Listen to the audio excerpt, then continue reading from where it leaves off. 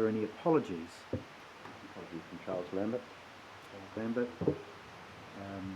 Now, Councillor Barker, who's on the phone at the moment, is looking to apologise for an early exit.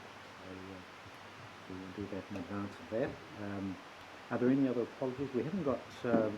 Paku or Mr. Waka here. Does anyone know if they've been around? And the other person that has been invited is Rebecca Benwoody, who's a member of the Finance, Audit and Risk Committee, and I'm assuming she's going to make her presence felt a little later in the agenda. No, she's sending me her apologies. She's unable to be here. I'll go to agenda item 2. Are there any conflict of interest declarations? Oh, sorry, I do need to move the apologies. I've moved the apologies. Thanks, Councillor Foley, second, Councillor Indeed. Also, those in favour of receiving the apologies will say aye. Aye. As against will say no. Carried. We move on to agenda item 2, conflict of interest. Are there any conflicts of interest? There being none. Any agendas, any minor agendas, not any minor items not for the agenda. Minor items, no. Look, we will rattle through a very extensive agenda today, but nevertheless, if you've got some specific questions, please don't hesitate to raise them. What I'd suggest we do, because it's attached to the agenda item 4, the Finance, Audit and Risk Committee report, is the quarterly Treasury report, and I think it's better placed in terms of any discussion around that, around agenda item 5, which is the investment strategy, given that the issues around the SIPO are there and then relate to that item. So can I suggest we detach that Treasury report and include as a part of that later item, and then proceed straight to the Finance, Audit and Risk Committee report. It's an extensive report. It outlines the work program, etc., that we wanted to engage. And if I could take you to paragraph 15, the recommendations, and recommendation 4, you'll note there that 4.1, 4.2, and 4.3, there's nothing there. So just for your benefit, if we could record 4.1, that's around the proposed audit scopes, and you would have seen those attached. So 4.1 will be the risk management review. 4.2, which is a bit harder to work out, was the follow-up on the previous audit program. That's right, Craig, isn't it? Yes. So it's an important follow-up to the respective audits we take, and that is to ensure that we've actually done the work that they've recommended. And that replaces a planned audit for the asset management, and the asset management was done where? So there's currently a review underway with war infrastructure. So it was felt that to do an audit at this time was probably not particularly useful, and that to do an audit on asset management maybe in a couple of years once the war infrastructure recommendations have been started to be put in place. So that's the reason for substituting that, and I'll point you to recommendation 5, which essentially is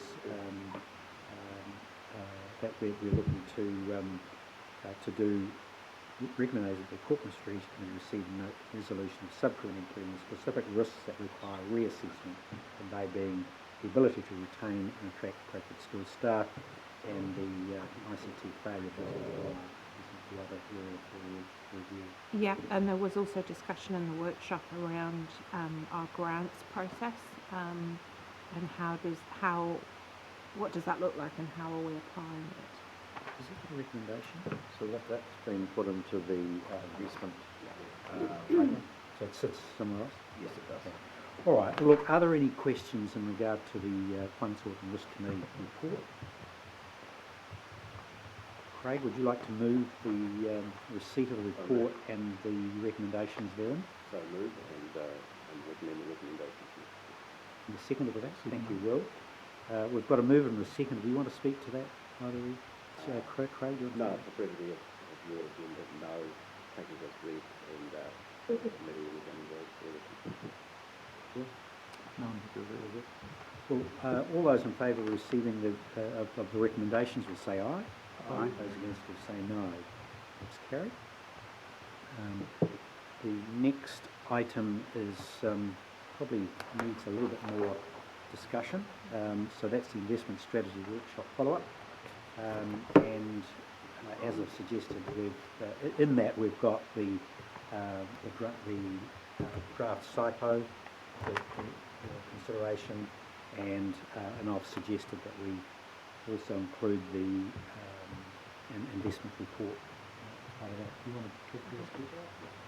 So I attempted in this paper to sort of circle back and follow up on the investment strategy workshop that we had, and we also we had a discussion around economic development at that same workshop, but I thought it was useful to sort of bring back to your attention some of the items which I had proposed as being next steps or work streams that came out of that investment workshop, and they're captured within that table. So I've made some recommended actions in terms of the work streams that need to take place to satisfy those requirements.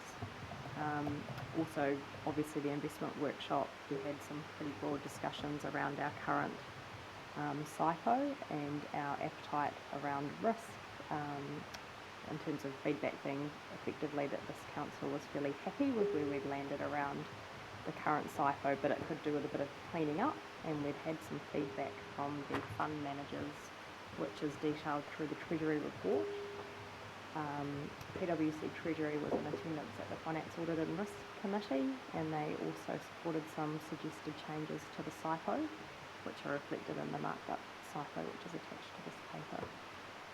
So, Could I just make, I went and looked at the paper and I couldn't find the variations on my document. I've got no idea what variations are. oh, they're not That's marked. my point as well, yeah. I was just I have plenty to see here. I'm sorry, but it might be a blame of Apologies for technology, that. not the staff. I'll let you do that, Joe. I suspect you haven't been supplied with the track change version, so I did provide governance with a track change version, so potentially they may have unintendedly accepted all the changes before attaching it. Oh, sorry. I can't speak for Lou. She was.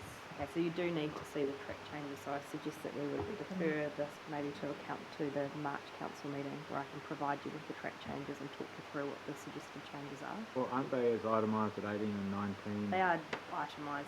The general And kind of- narratively the described, I general couldn't see them. rationale for why we were making the proposed changes. and they are, not to see them, but they are relatively minor, and there's no fundamental changes, larger discussions to have, but the changes proposed themselves were actually more of the administrative balance than I Yeah. want. I understand that, that's what it all says, but I want to see them. I want to see them. I'm not going to pass anything without seeing them. I Fair enough. agree with the councillor. And I think it's worth having a discussion in lieu that those changes will come back to us, because there may be more additions that we may wish to insert anyway. And could I just suggest that following this meeting, that the track change things are emailed to councillors, so we have a look at them well in advance, and then I'm happy if that's done, to then turn up to the March council meeting and take them as a resolution there rather than double debate them. I'm not trying to get difficult here, but I just do want to see them. Just a technical question, Justin. Just going back to the investment workshop, the schedule there, the next steps. I'll just take you there before the SIPO, may be relevant to it. Is the investment fund equalisation reserve a matter that needs to progress into the SIPO? Not specifically. The SIPO really more sort of tends to the management and the allocation of the fund. Sure. So the investment equalisation reserve fund is really our own internal policy around.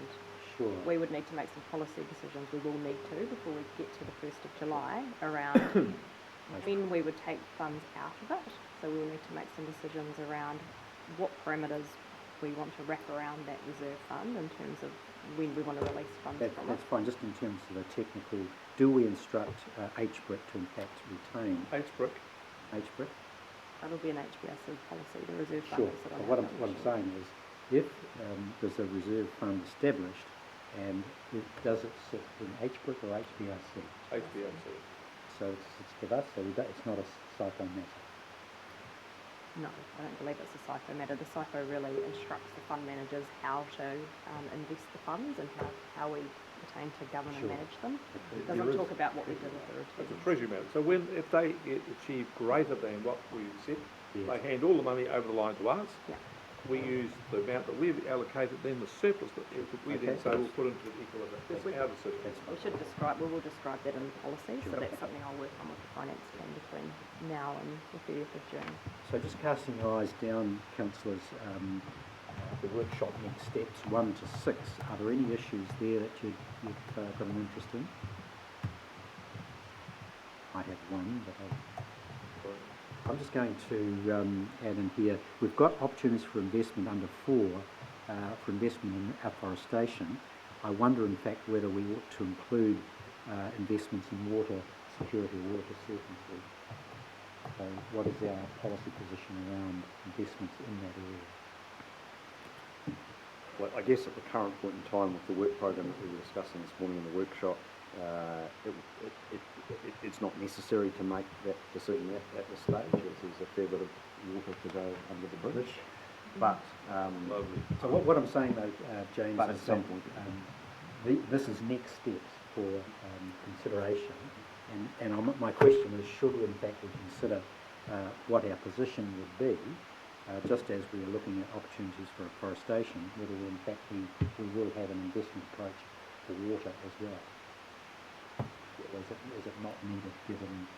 Well, the reason afforestation is in there is really because we have, HBRC has been the co-funder of the Right to the Right Place, and so it has been, up until this point, undertaking work to explore afforestation opportunities. I guess right now we would say that HBRC is not part of that conversation at this stage. You see, I'd taken that approach to be broader than HBRC, that was investments generally. Is that not correct? But can I just give it, I like your initiative, Chair, but I just would like to say to you that if I was given the task of looking at what investment opportunities were in water, given the current status of this council's position, I wouldn't know where to start. Because there's just so many, we've not narrowed down any options. So you'd have to go for the full gamut of all the options. And why would you bother doing that work until council's figured out what it wants to do? So I think if we wait 6 months, 12 months, the council refined its views on the water paper there. At that point, we'll then figure out what we want to do. Look, I think you're both right in so much as Both right. we're not at a I'm right. well, we're not at a point really of deciding whether investment in terms of the council's investment capital is a necessary part of the mix with respect to water storage, but it is on the table. So it would be harmless to have it in here, and I think it would be reasonably harmless to have it out until such time as we add it in. For completeness, it probably should be in there on the basis that it is part of the consideration option mix at this early stage. Mr Chairman, Preface to the maybe possibility. Councillor Williams. this is the next steps table. I'm wondering if what we're talking about here is future steps. I'm not sure it needs to be in there. When I read this, I thought, well, that didn't capture the discussion that I remember floating about whether we are invested in managed funds or we are invested in our region for triple bottom line gain. And that, to me, is the kind of future steps discussion that water might live in. It is something that might precede our next long-term plan. But I just want to remind the councillors of the conversation about a broader approach to strategic investment, active investment, than is inherent in these next steps. That potentially might be captured through. I had a conversation with Blair earlier this week around just developing the statement of intent for HBRC. Yeah. And I think just hoping to sort of capture some of that feedback and content within that, which will come to council in due course. That's correct, and I guess the path dependency that we have there is that we're sort of relying on HBRC to provide advice back to council and provoke a discussion around our broader investment strategy. So So it is coming in that direction at the moment. You could take a broader view, which is council getting clearer about its overall philosophy in relation to commercial investment, and then where does HBRC sit within that. I think in practice we're going to end up having a bit of both. We're going to have a conversation starter coming by way of a draft SOI from HBRC with some questions for council. At that point in time we can have a broader conversation about investment. So everyone comfortable with that change to future steps as opposed to next steps? But could I just come to item 6 on the list here? I was a bit fuddled by this, in that the robust process is developed clearly implies that we have unrobust, ad hoc, useless processes for making these decisions, that our staff, officers and elected members are uninformed about decisions, have inadequate information to make decisions right. I just wonder where this came from. Well, look, I think we've made some other decisions before, and I think we've had some pretty robust information. well, look, I think we have. So but we've had to kind of develop ad hoc processes. So we have had expressions of interest for the council investing in a range of activities, or several activities, in the last year or so.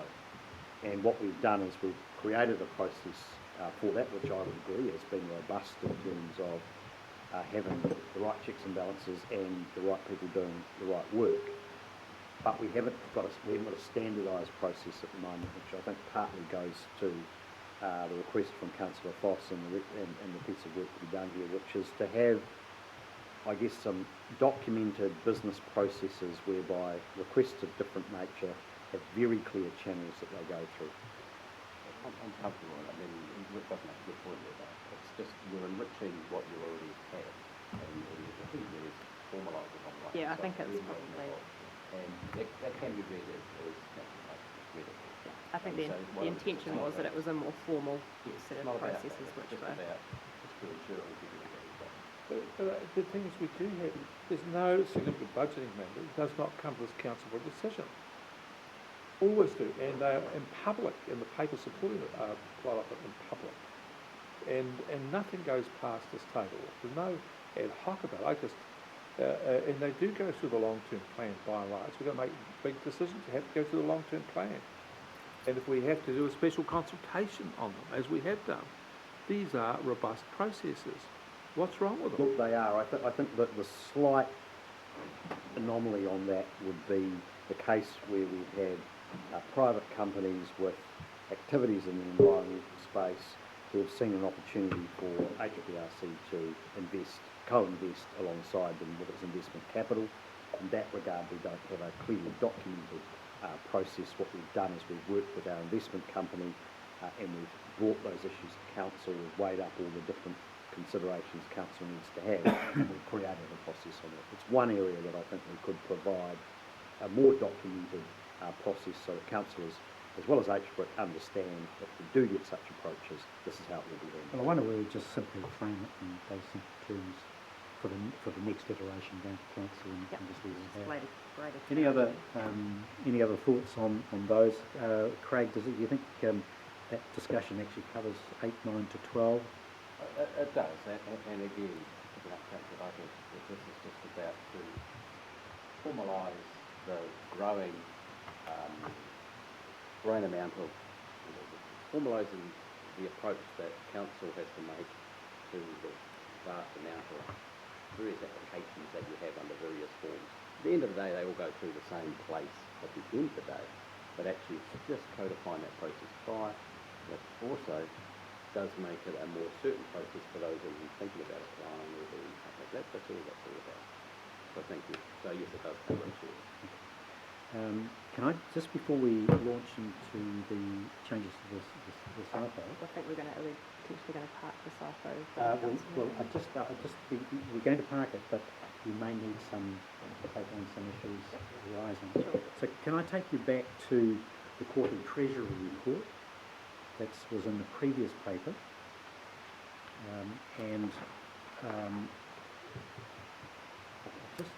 we examined this at the Finance, Audit and Risk Committee, and I just bring everyone's attention to this, the SIPO review on page 43 of that document, and you'll see there the PricewaterhouseCoopers assessment of the review process, and they're recommending only minor changes to it, technical changes. But I refer you to Jarden's view and also Nurse's view, and I'd just like to have a quick discussion on that, because Jarden's review is that they are seeing the SIPO as being too conservative. They don't have agreement with Pricewaterhouse. There's not really a recommendation from NERSA. The staff's view, obviously coming through, is only minor changes, but when we get to the SIPO itself, the draft itself, I'd just like to refer you to some of the commentary in there which indicates a much more, how shall we put it, a less risk-averse approach. There's a lot of terms in there that talk about the risk profile, the liquid assets, etc. And I just wondered whether, in specific, we've got balanced against the key aim of capital preservation, strategic long-term asset allocation, the key of maximising investments return, etc. So the commentary that we've got in the SIPO, in my view, doesn't match the risk profile that we've established for the investment fund, and that's picked up by Jarden in particular, that's constraining their approach. But with respect, this is a conversation I can't enter into. I have not seen the marked up version of the SIPO. I've read the narrative, and then it means we're going to change the SIPO. I want to see what the changes are to the SIPO to match the rhetoric with what's been there. I just can't enter this discussion. I think this is a different conversation. I was talking about the SIPO. Yeah, yes, but the changes that I think we've seen that are described as more significant are downgrading from BBB plus to B minus or something, and percentage of liquid assets, with what the Jarden commentary, as I understand it, is do we stay at 50 growth, 50 income, when if you're demanding both long-term preservation of your capital position and a consistent 5% above inflation return, you're kind of dreaming. And the recommendation I got was actually not to change the SIPO, to keep it as it was around that discussion. So I think the discussion the Chair wanted to have with us is to discuss a change that you wouldn't see in there anyway because it hasn't been made or recommended by the staff. And so, yeah, I think it's an important conversation, but the reality is that as current events reveal, the share market is incredibly volatile, and if we're saying that we value more our long-term capital position than always being able to achieve the income we need under our annual plan, then I'm in that camp, because our lending ratios are so low that we can get through some blips. Whereas what these guys are saying is that you'd probably want to go up to sort of 70 or 80% or 70 or 80% growth assets to get the kind of 7% returns that they're getting on other portfolios. Well, that's great for a retired or, cashed up sort of 60-year-old, but it's probably not so good for us. So I think that's the conversation we want to have, and my views are that we sort of stay where we are, because we're going to have some squeaks on our some years, but more important is our capital position, I would have thought. Isn't that contained in the SIPO? Yes, it The SIPO is what the instruction we give to our fund managers. Sorry? I think that we gave them an opportunity to provide us some feedback, and I think they both took the opportunity to really fly the flag and say, we actually think your expectations around a 7% return or a 5% before inflation return is a little ambitious in the current market, and that was a couple of months ago. This report was prepared a couple of months ago, so even more so now, I imagine. And it was particularly in response to really the state of the money markets in terms of fixed interest. I think that was reflected through their commentary around 5% being fairly ambitious, given we're in a conservative, moderate fund. But PwC were of the opinion, aligned with myself, in terms of the proposed adjustments to the slight adjusting to the grading of the investment grade didn't effectively change our overall risk position.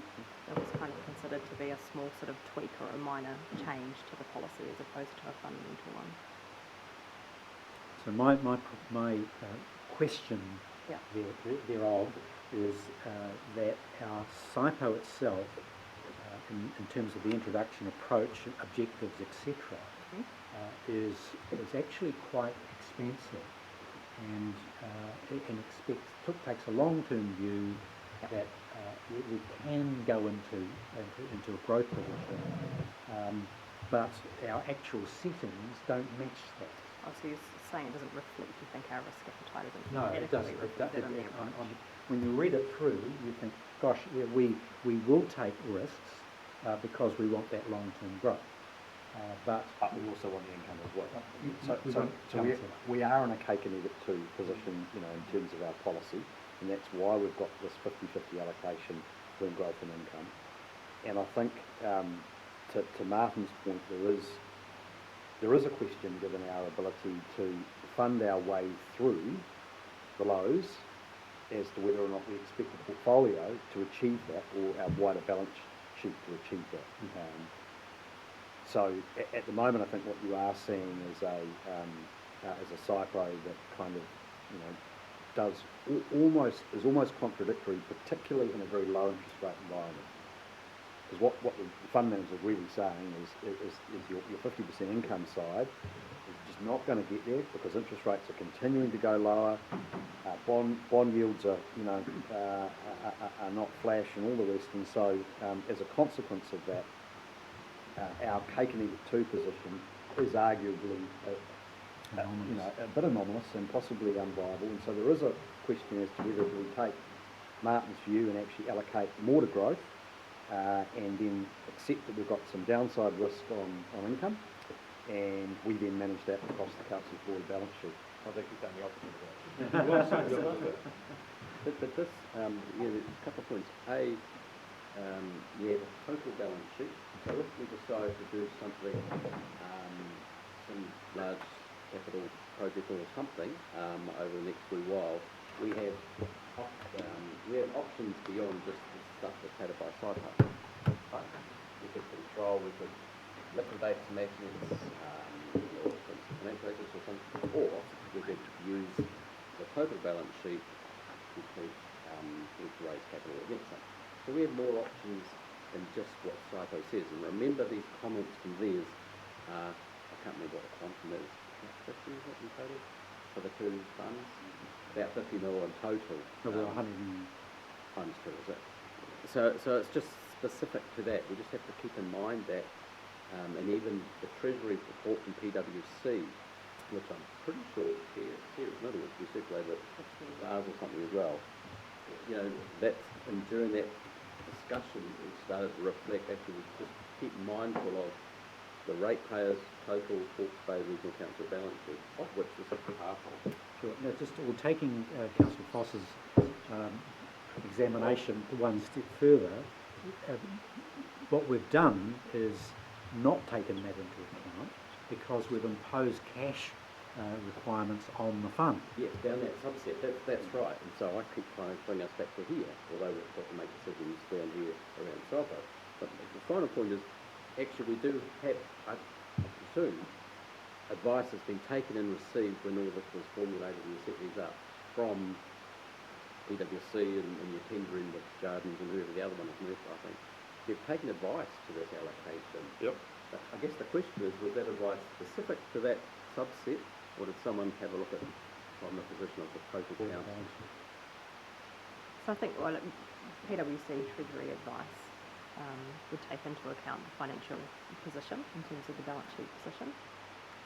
I think, obviously, when we developed the SIPO, I think it's natural for the fund managers to come back and try and push us a little bit to get a little bit more flexibility to achieve the returns that we have proposed. So I'm not surprised to see that they've come back asking for a bit Also more might be right. flexibility, and they probably are. I mean, the financial market environment has shifted in the last 12 months, so it is a When we received that PwC advice, my clear recollection was that they and the council knew that 5% was going to be potentially ambitious. We all knew that, and everyone sort of was working on the assumptions that, you know, interest rates would get back to, you know, historic norms. Well, actually, you know, we're seeing a slide in the opposite direction. So I guess, you know, it was advice given with some caveats, really, and we took on those assumptions knowing that there was some downside risk there. And the performance of the fund up to 31 December has achieved over and above the expected 5%. Look, I'm not sensing a great drive to actually change the SIPO at all. So what we simply produce the SIPO for distribution. Keen with to get the some changes. feedback on the proposed changes that are outlined in the paper, and have described the rationale around the suggested proposals Are there any comments around on the that? changing of the investment Councillor rate. Winston? Sure. So, just on page 63 of the SIPO, and look, there may have been some changes in the track changes that we haven't viewed yet, but at the top is ethical investment, and clearly we don't want anything to do with the 4 types of investments outlined there. But is there an appetite for the council to be a bit more specific and detailed around what they might like each dollar we invest to go into?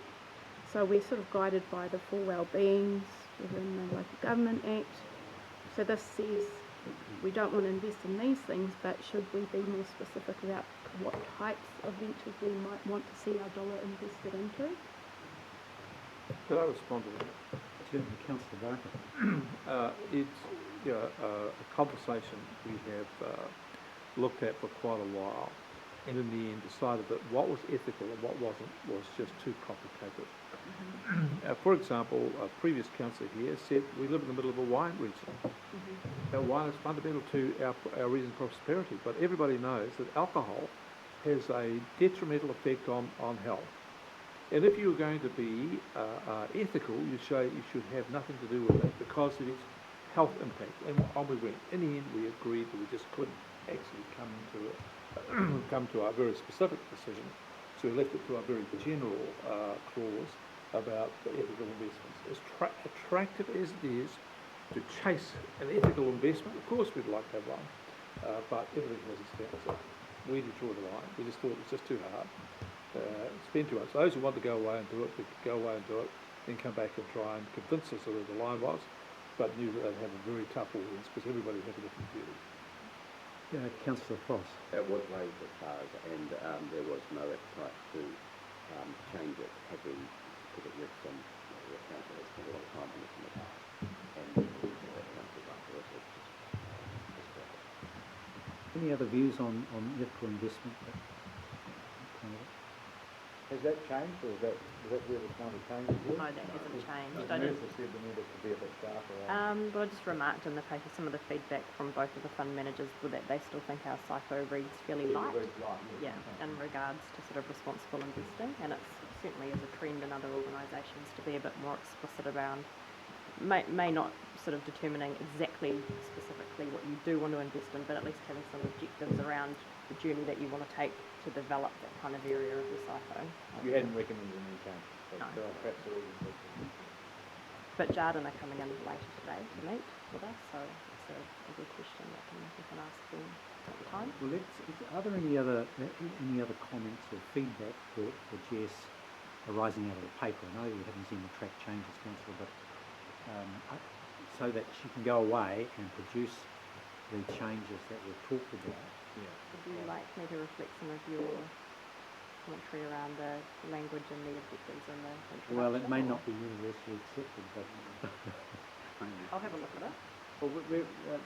Chairman, where did you see in particular the incongruence between the language and the settings? Is it the fact that we're saying long-term, low-risk, tough prices, that we still want 5%? well, there are a number of sections: investment time horizon, risk tolerance, capacity to accept risk, willingness to accept risk, etc. So there are investment parameters, etc. So in those are words that are very, very significantly pointing in the direction of long-term, higher return investments that are secure. So what I'm saying is parking all the money in cash, everything in cash, or lots of it in cash, doesn't get us there. Yeah. And that's why I'm saying I don't think that introductory and commentary reflects what actually is applied in terms of the parameters, the actual physical parameters we set for the portfolio, in terms of cash holding and the like. With the ratio. The ratio. What we are, get the gardens and getting this and That was a good discussion. There's just one other thing that just council should be aware of, and I think, I'm not sure whether our timelines will suit reporting back to the council meeting in the month, but we are working through with an HBRC tax ruling question, which is still being worked through with respect to the extended funds that we can transfer out of HBRC and the tax implications of that, which might be material to the council's income. And one of the possible ways in which we manage that issue is through having our growth assets part of the portfolio sitting with HBRC predominantly, and our income part of the asset, our investment assets sitting predominantly in the council's balance sheet, to ensure we've got the most effective tax arrangement. And that might also give rise to a slightly different approach to how we're sort of a very balanced approach that's mirrored across both entities at the moment. There's no need to draw any conclusions about that or make any decisions at this point, but I'm just giving you a heads up that there is another sort of complicating factor in play on this, and we'll provide some advice on that in due course. All right. So I'd like to, kia ora, welcome, Peter. I'll finish this piece of business then and introduce you. We need to move on quickly, so we've got the recommendations for this item on page 56. We've got 1, 2 and 3, but 4, we're not in a position to accept the proposed changes because we haven't seen them. So if we leave that flying on the table, that recommendation, and we confirm that. So can I have Councillor Buck? On recommendation 3, I found this really unusual. I thought we had a general proposition we didn't mention councils by name in these sorts of cases. It's not absolutely necessary. And so we reads here we have an individual request. I would have thought it would have been a request that was such from a recommendation from the committee. So that's my first point. The second thing is, I just perform a review of internal processes and controls. I thought we had a very robust regime of internal processes and controls. I'm stunned to find here. Managing requests for funding proposal investment, I thought we did have a general process. People write to us, they want to do that, we go through that. And I wasn't sure that we were, are we agreeing that the gateway for all of this is the Financial Audit and Risk Subcommittee? It's never been that before, but I was just surprised by this. Could somebody explain it? My recollection is it wasn't a request of the FAR committee, and it was a particular request from Councillor Frost, which is why it's couched in the way that it has been. That request has come by several forms from the councillor, including meetings and email exchanges with both Jess and I over the last few months, and the information we've provided to date has not been satisfactory to Councillor Frost in terms of the explanation of how we deal with various different funding requests such as the annual long-term plans, etc. So what we're trying to do is satisfy the concern that there is not enough visibility by councillors of the formal processes we have for dealing with things. So we thought a way of clearing this up was producing a paper that laid out all the different requests that come to us in all the different forms and the various different channels they go through, and the checks and balances that apply to them. Well, I haven't got a question yet. The point about, well, that was discussed at part of the discussion. Was it put to the meeting? No, I don't think it was actually. I think we perhaps blame the chair on that one. That looked at it. But that aside, it's similar. Maybe it's again, it's interpreted. The earlier discussion here about that 0.6, I think it was, because the CEO had they'd agreed that some things seemed to be, there didn't seem to be a standardised certain process that would provide clarity to both those asking for our funding or a process which funding went through. Of course, they all go through the robust processes, etc. that are in play, but as the CEO mentioned, there was no standardised process for some of the newer requests run, different requests coming from different entities coming to the council. So all, what, perhaps again, that's not worded as well as it should be. I don't know what word it. It's more a stock take of what those processes are, and then the action point for point 6 was actually the CEO and Jessica agreed that yes, they were going to formalise their processes. Is that to be fair in a nutshell? So it's again not to, and actually by and large I have been satisfied, but I just get surprised by some of the things that pop up. That's all. And the stock take of what those processes are, I'm making it a big thin document, really. Nothing much larger than that. So Just is it problematic or difficult to pull something together for? No, it's not. So look, we can do it. I just want to be just clear that the one area which I identified before that we don't have clear processes around is investment in commercial activity using our investment capital. All the other funding requests that we get for sponsorship, for donations, Absolutely. for funding, etc., do all have well-established processes, but we'll put those into a document so that it's understood that the range of different requests that we've had in recent times have their various processes and controls associated with it. The point about this is, how can you have a standard process? On one occasion we had an application effectively to build a $100 million dam. That's entirely different kettle of fish from someone to come along and say, well, we've got a company that's failed a little bit, we think you should take a part-time investment of $300,000. Or another proposal which comes from joint councils about a joint activity. These are light years apart, and you can't expect them all to go through the same process because of that. I'm just bewildered by this. I don't like the implication of this, that we have been slack in the way we do it, that we don't have internal processes, we don't have internal control. Let's move on. No, that's at the heart of it. Sure. No, I appreciate what you're saying. No, I'm not going to be shush by you. I was to tell you, that's at the heart of it. And I'm not going to vote for it. I don't accept it. can I just suggest that it's just reworded to just reflect exactly what the CEO was saying, because that's actually what it's about. It's actually about the next process what might come in, and it doesn't mean it's got to come in at 10:45 in the morning. It just means actually it's tested against our treasury policy or on and it shoots away to financing or however you guys just type those things. This is not going to be anything more than just, oh yeah, that's there, that T's crossed, that I's got, thanks very much, and it comes up the same. Right, well, thanks, Councillor. Look, the recommendations are as they are. So have I got a mover for recommendations, or do you want to take them separately? How do you want to deal with this? Well, I'm against 3. I'm against 3. Let's take 1 and 2. Yeah. Another mover for 1 and 2. Councillor Cross. Councillor Barker. All those in favour of the recommendations 1 and 2 will say aye. Aye. Those against will say no. 1 and 2 are carried. We'll quickly move to recommendation 3. Got a mover for 3.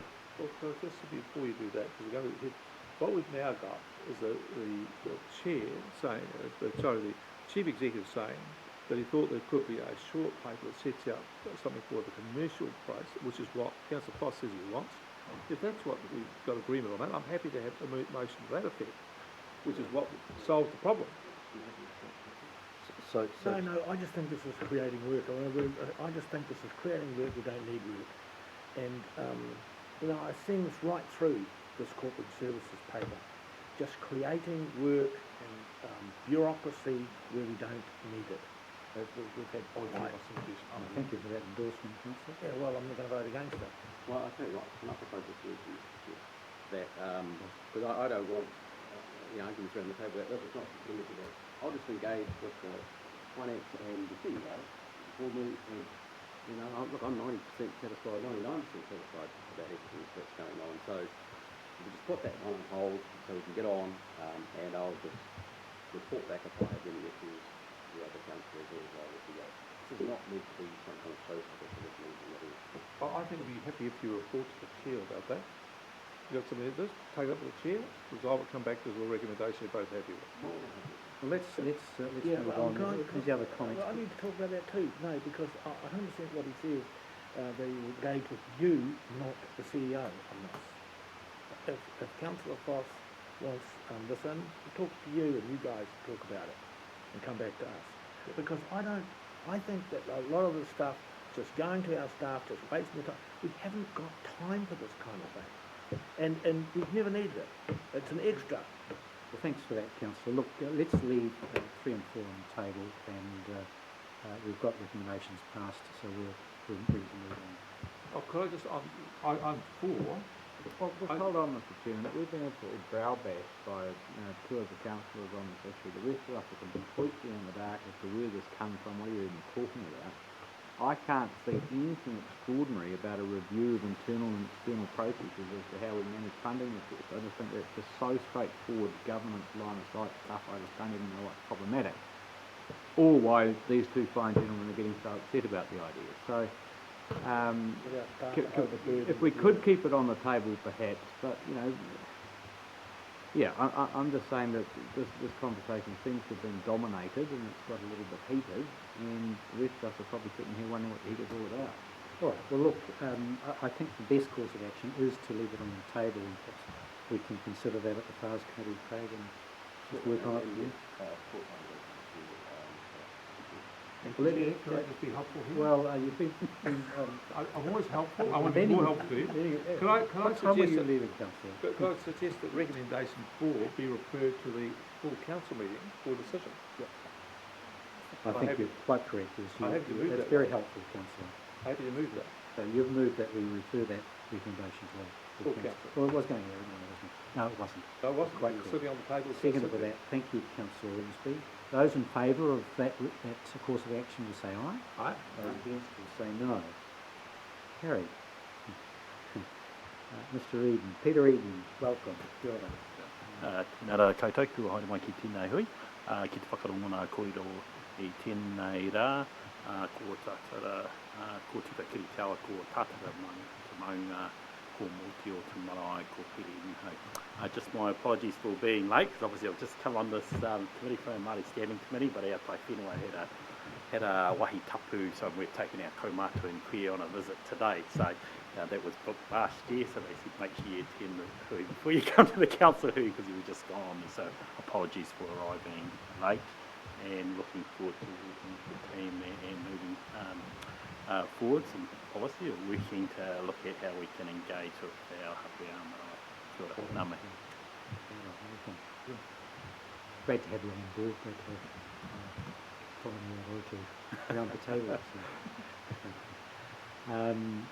Right, we need to move on to agenda item 6, I think it is, isn't it? Remission of penalties. We've been waiting. I'm happy to introduce the paper, and Trudy and Jeff are here to answer any specific questions, and Mandy, who's project managing this. So this is, just want to be really clear, this is a process that we need to go through. Council have already indicated they support, as we're changing the date collectible for the rates this year to the end of September. Obviously many people will be paying 2 sets of rates this year, so previously the rates were due by the 31st of January, now they're going to be due on the 30th of September. 20th of September, but they won't be penalised until the 30th of September. So what this policy will allow is for us to waiver penalties potentially for people who pay late or after the 30th of September. And the current policy allows us to waiver a penalty once in a 3-year period, and this remission of the policy will allow us to waive penalties more than once in that 3-year period. So it's just a formal process that we need to go through. We need to notify it and have hearings. So this is a one-off. This is a one-off. So it'll just be for this transitional year in addition to the normal rules. So it's not no remission on the actual rates themselves. It's just the ability for our staff to Transitional rates remission penalty policy that will just get us through this year. to get us through this year. Yeah. Are there any questions on this? That was my question. Any further questions? If I explain that correctly, is that right, Trudy? Yeah. That's right. That makes sense. Is that a move? It's just a formal Yeah, process. I'll for move the that. next I'll year. second Councillor Ormsby. Councillor Graham, seconded.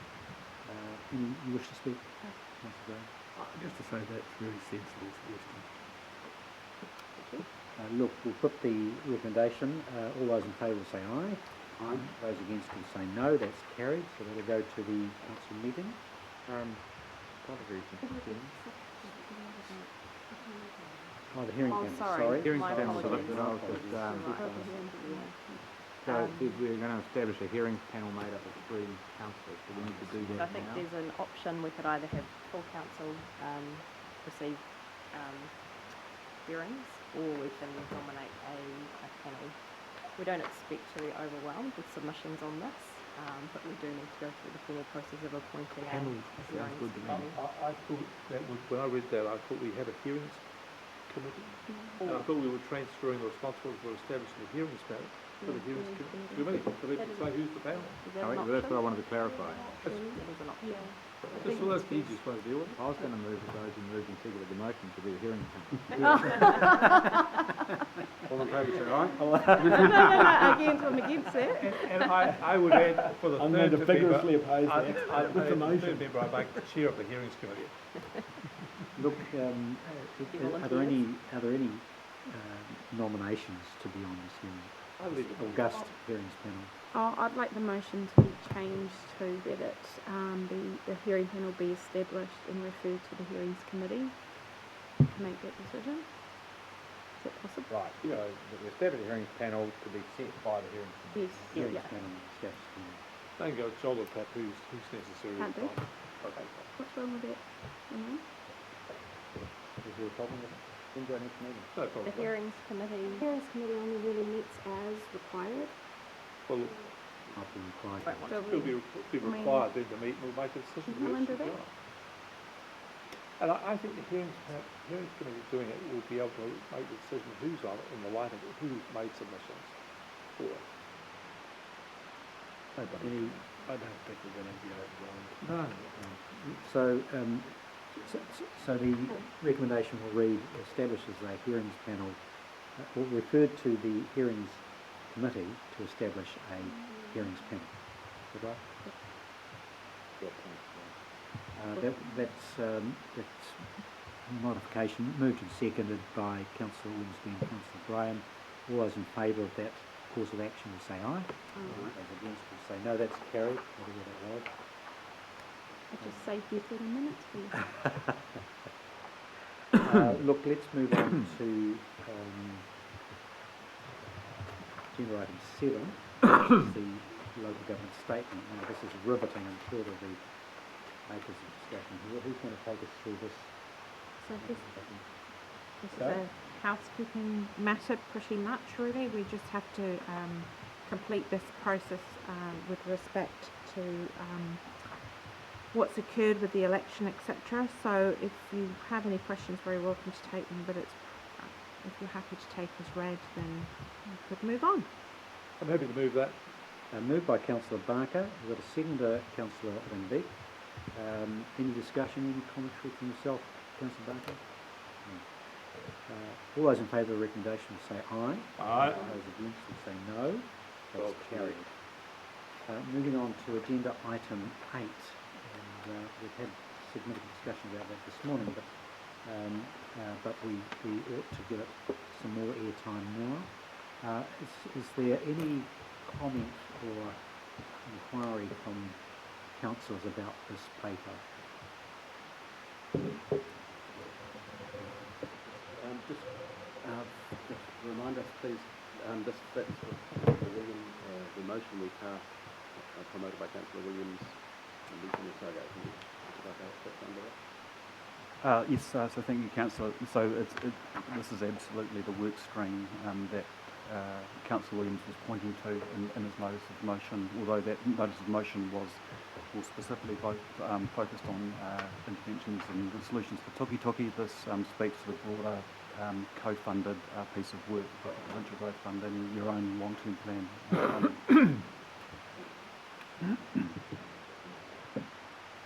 Any other inquiries? I've got a question, Tom, if you don't mind. If we can go to paragraph 34, and that is if you like, the process for developing the projects. Can you tell me, in relation to the $5 million fund, whether the clock is ticking at the moment on that fund in relation to the work we're doing today? Yes, the clock is ticking on that fund because that funding was set aside through the long-term plan. So and I think I've flagged in the paper that due to the time it's taken to resource some of this up, and also probably the necessary time cost of matching this up with the Provincial Growth Fund in order to get additional funding. We would dearly love to be a lot further down the track on this than we are. Probably So- rephrase that. In practice, the $5 million is allocated over the 3-year LTP period. So at the end of the 2020-21 year, that funding, as per the long-term plan, would have been all spent. In the development of our next long-term plan, we'll have to give consideration to whether some of that needs to be carried through the next LTP. Perhaps I need to rephrase the question. Are we expending money now, for example, your time and other, and this one, for example, or is it drawn down from that fund, as opposed to? Yes, it is. Are there any other questions on the paper, or any particular comment on the structure proposed for governance on page 112? Is there any? Councillor Foss? Just regarding, I think just comment that maybe this is a preferred structure, but it's not the structure, and other structures may be on the table. It's kind of a personality structure, if you like, but just comment on that a little bit. You're not just putting anything out.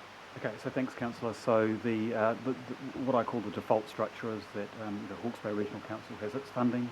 It has a Hawke's Bay Regional Council with the support of the region, but under the name of Hawke's Bay Regional Council, has applied for funding through the Provincial Growth Fund. The funding agreements with the Provincial Growth Fund are with Hawke's Bay Regional Council, and the applications have effectively a default governance model that is overwhelmingly HBRC centric, with obviously good engagement with stakeholders.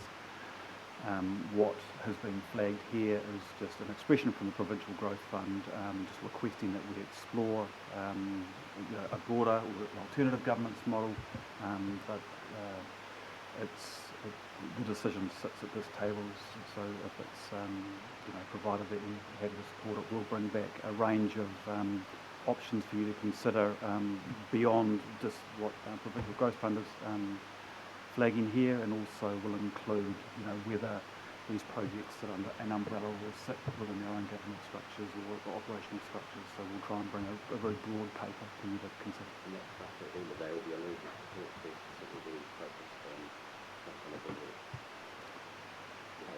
Trust. Councillor Williams. Just 2 points. Thank you, Mr. Chairman. Firstly, apropos of what Councillor Foss just said, my main concern would be to ensure that discussion about the entity through which any option is delivered and the project progresses doesn't delay or conflate the discussion around the options that are being investigated. In other words, I wouldn't want to see this being a cause of further inertia against delivery of water security. So I'm not convinced that this is going to help rather than hinder. I'm open to being convinced, but that's my only concern about the conflation of governance structures and option assessment. The second point I want to make is that the recommendations with respect seem a little bit loose, that the decisions that don't engage with significant engagement policy and will continue a comprehensive work program. Do we need to tighten up on that? For example, we've been told in the very helpful discussion we had about this paper earlier that we would have a pre-feasibility phase completed by 30 November, or to align with that date, and the motion passed at last meeting. Should be putting some dates on completion of the specific stages that we discussed this morning in what we ultimately adopt as the resolution of this meeting. So just in response to your first point, just to give you the reassurance that is we are absolutely initiating all the work programs that we feel that we need to initiate to progress this, and so the question of where do they ultimately reside in terms of the governance structure will be a subsequent decision. And I suppose just to the other point, I suppose what we were just trying to flag, and it goes to Councillor Curtin's point a little bit earlier in terms of how it's taken a while to get this body of work mobilised. I think we're just flagging to you that, and I think the paper flags that this is an ongoing conversation, and I think you can be rest assured that through the long-term plan process we'll be looking to continue to encourage Council, or Council will probably continue to encourage us to remain invested in long-term solutions. Mr. Egan, thanks for the question around that prioritise on point carry up to 9. About prioritising Māori to support Māori land. So just how you go, is there a framework around how you're going to identify that Māori land to prioritise to support in regards to the project? So it'll be a mix through just direct engagement, and also it'll be a mix of probably some more formal studies in terms of analysis of land that's irrigated and unirrigated or available. So unproductive land that can be brought in, so there could be some support for those blocks. Yeah, and so look, certainly not so much regional councils policy, but certainly the Provincial Growth Fund has got some very specific and clear objectives within their objectives that are tied to their funding to prioritise those sorts of outcomes and objectives. And I think we set those out in the paper. Which is a good point. There's nothing, we haven't developed anything specific. Is it worth investigating, discussing with stakeholders around that? Look, absolutely. Yeah.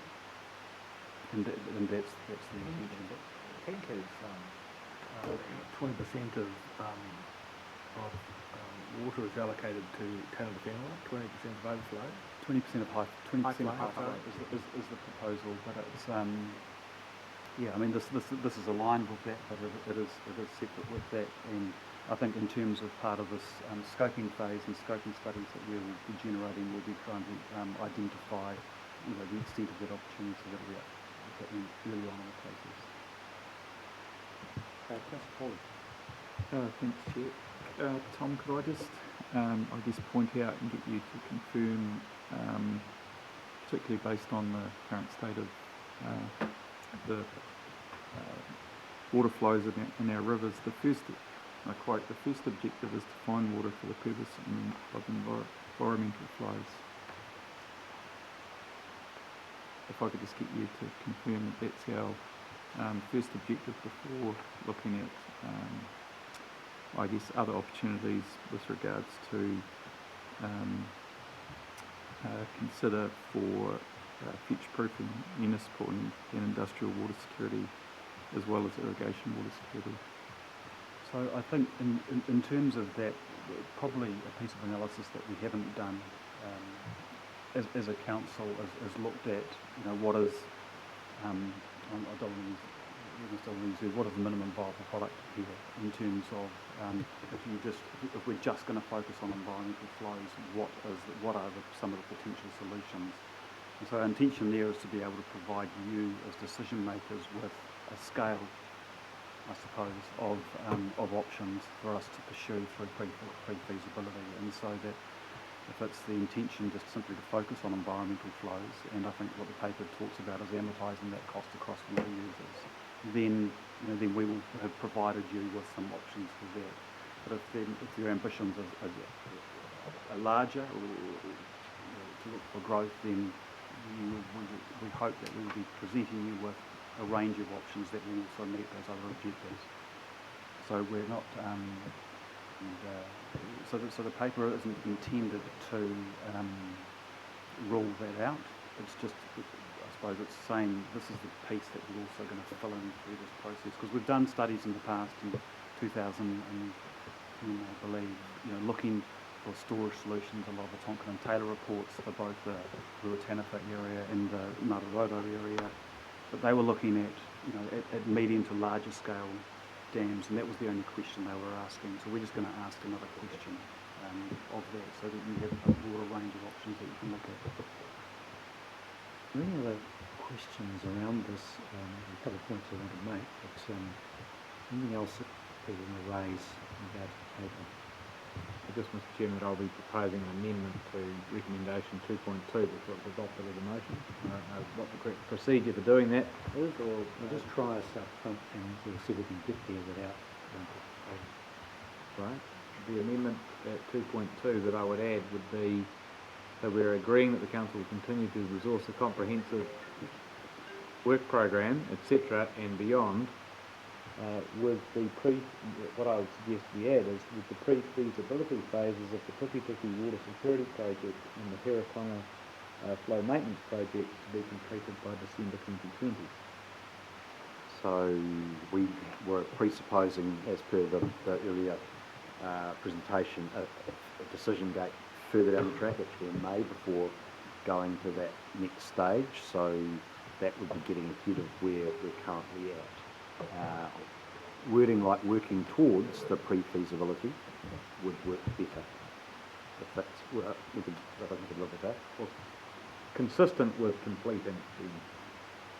What's the purpose of this? Well, I think this needs to be, that's just a big drift off into the never resolution. And we've got a motion unanimous from this table that we're going to make this time bound, and I'm just wanting to signal that this governance body, sees a time scale here as being important for delivery. We were told that we would have pre-feasibility around the Tukituki Water Security Project by December. As part of that, there would be a pilot study for MAR, and the paper says that the Hiratonga Maintenance Flow Project pre-feasibility phase is planned to be completed by December. So I'm really just putting back what I thought was put to us. Thanks, Councillor. I had thoughts of mine in the same direction. I wonder whether we can get around this by simply adding that after and beyond, putting with a timetable presented to council by the earliest you can produce it. That was part of the presentation around looking at coming back to you with a scoping study. And the scoping study, depending on the decisions that are made by this council, will determine some of that timetabling and that planning for our pre-feasibility.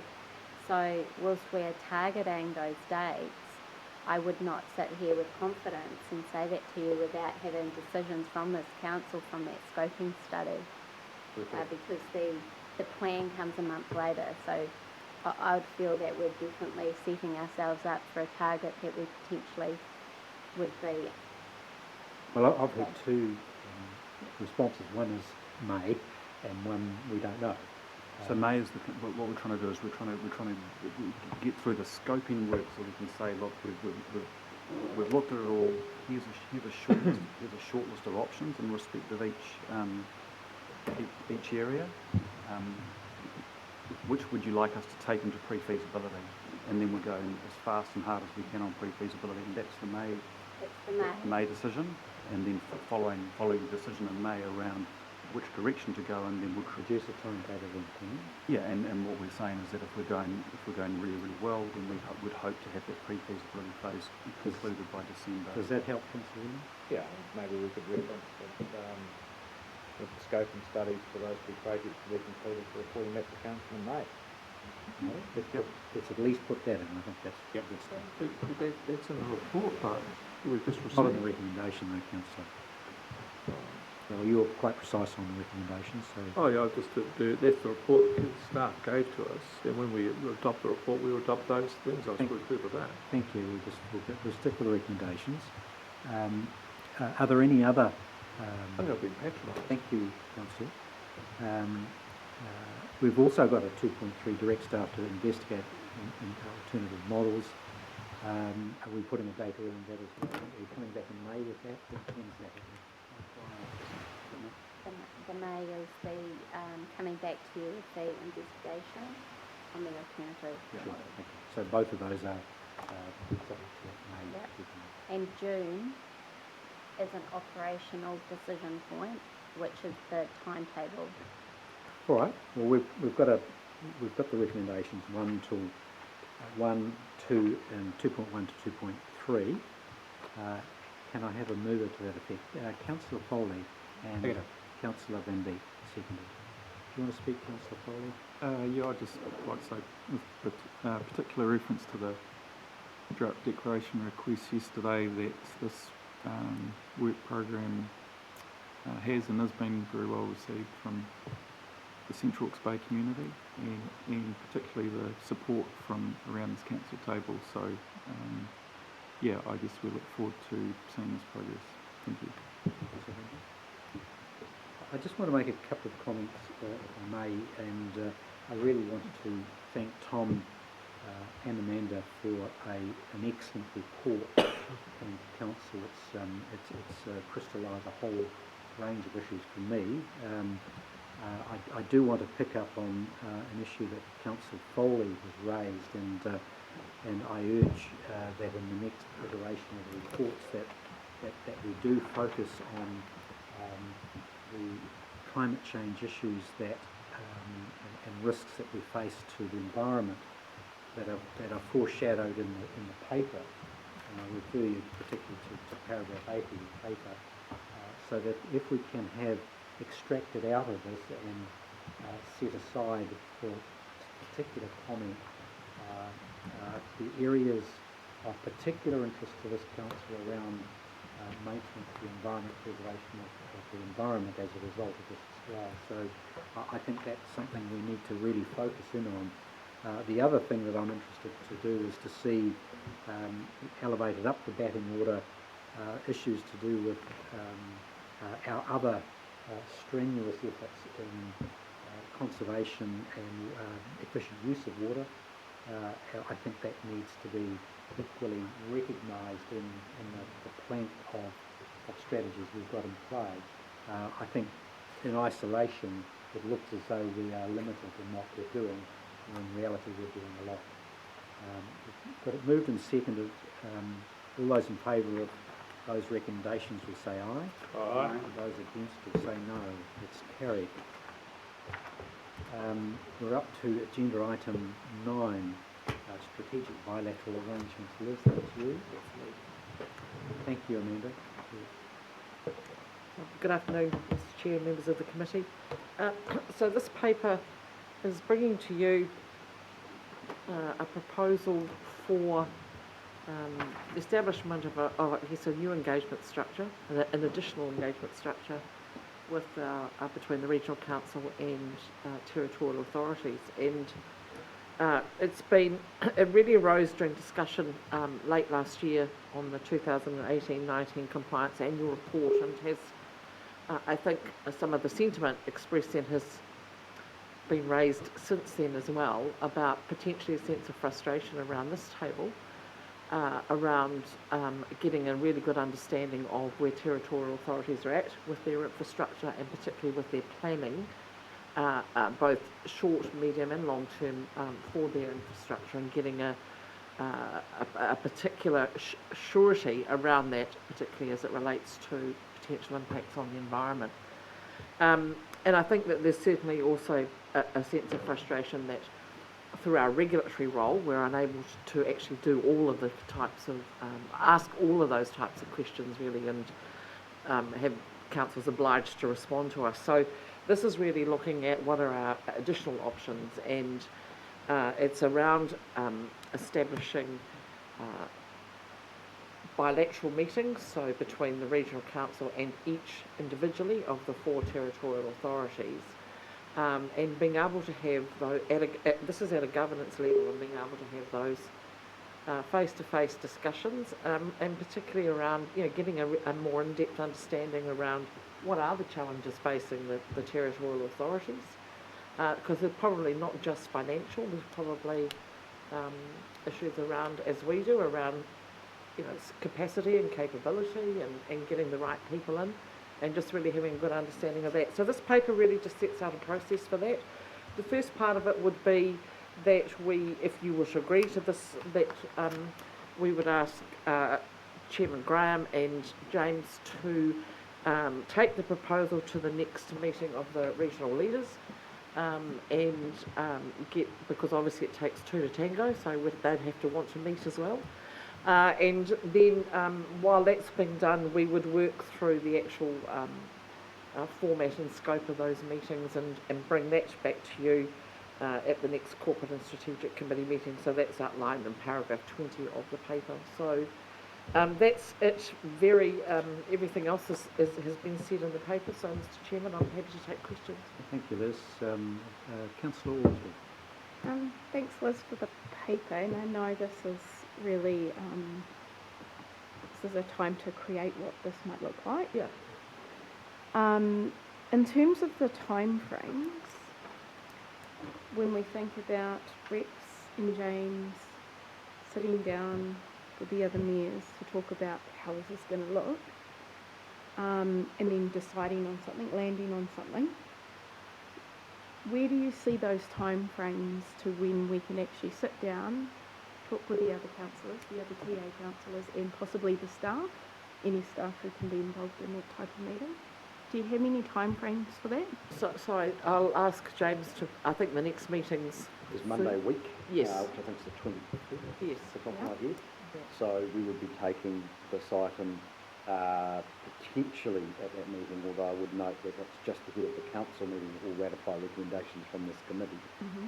So, but look, if there's a high level of support from the committee today, then I'm comfortable getting slightly ahead of the formal council meeting and discussing that with our colleagues at that meeting at that time, and then getting things diary, which of course is a feat in of itself, yeah. and working out potential agendas and all of that, so that when we come back to Corporate and Strategic Committee at the next meeting, we've got a pretty well-formed plan, program of engagement, it's all laid out. Mm-hmm. And how do you imagine that fits with all the other TAs in your planning cycle, long-term plan cycle?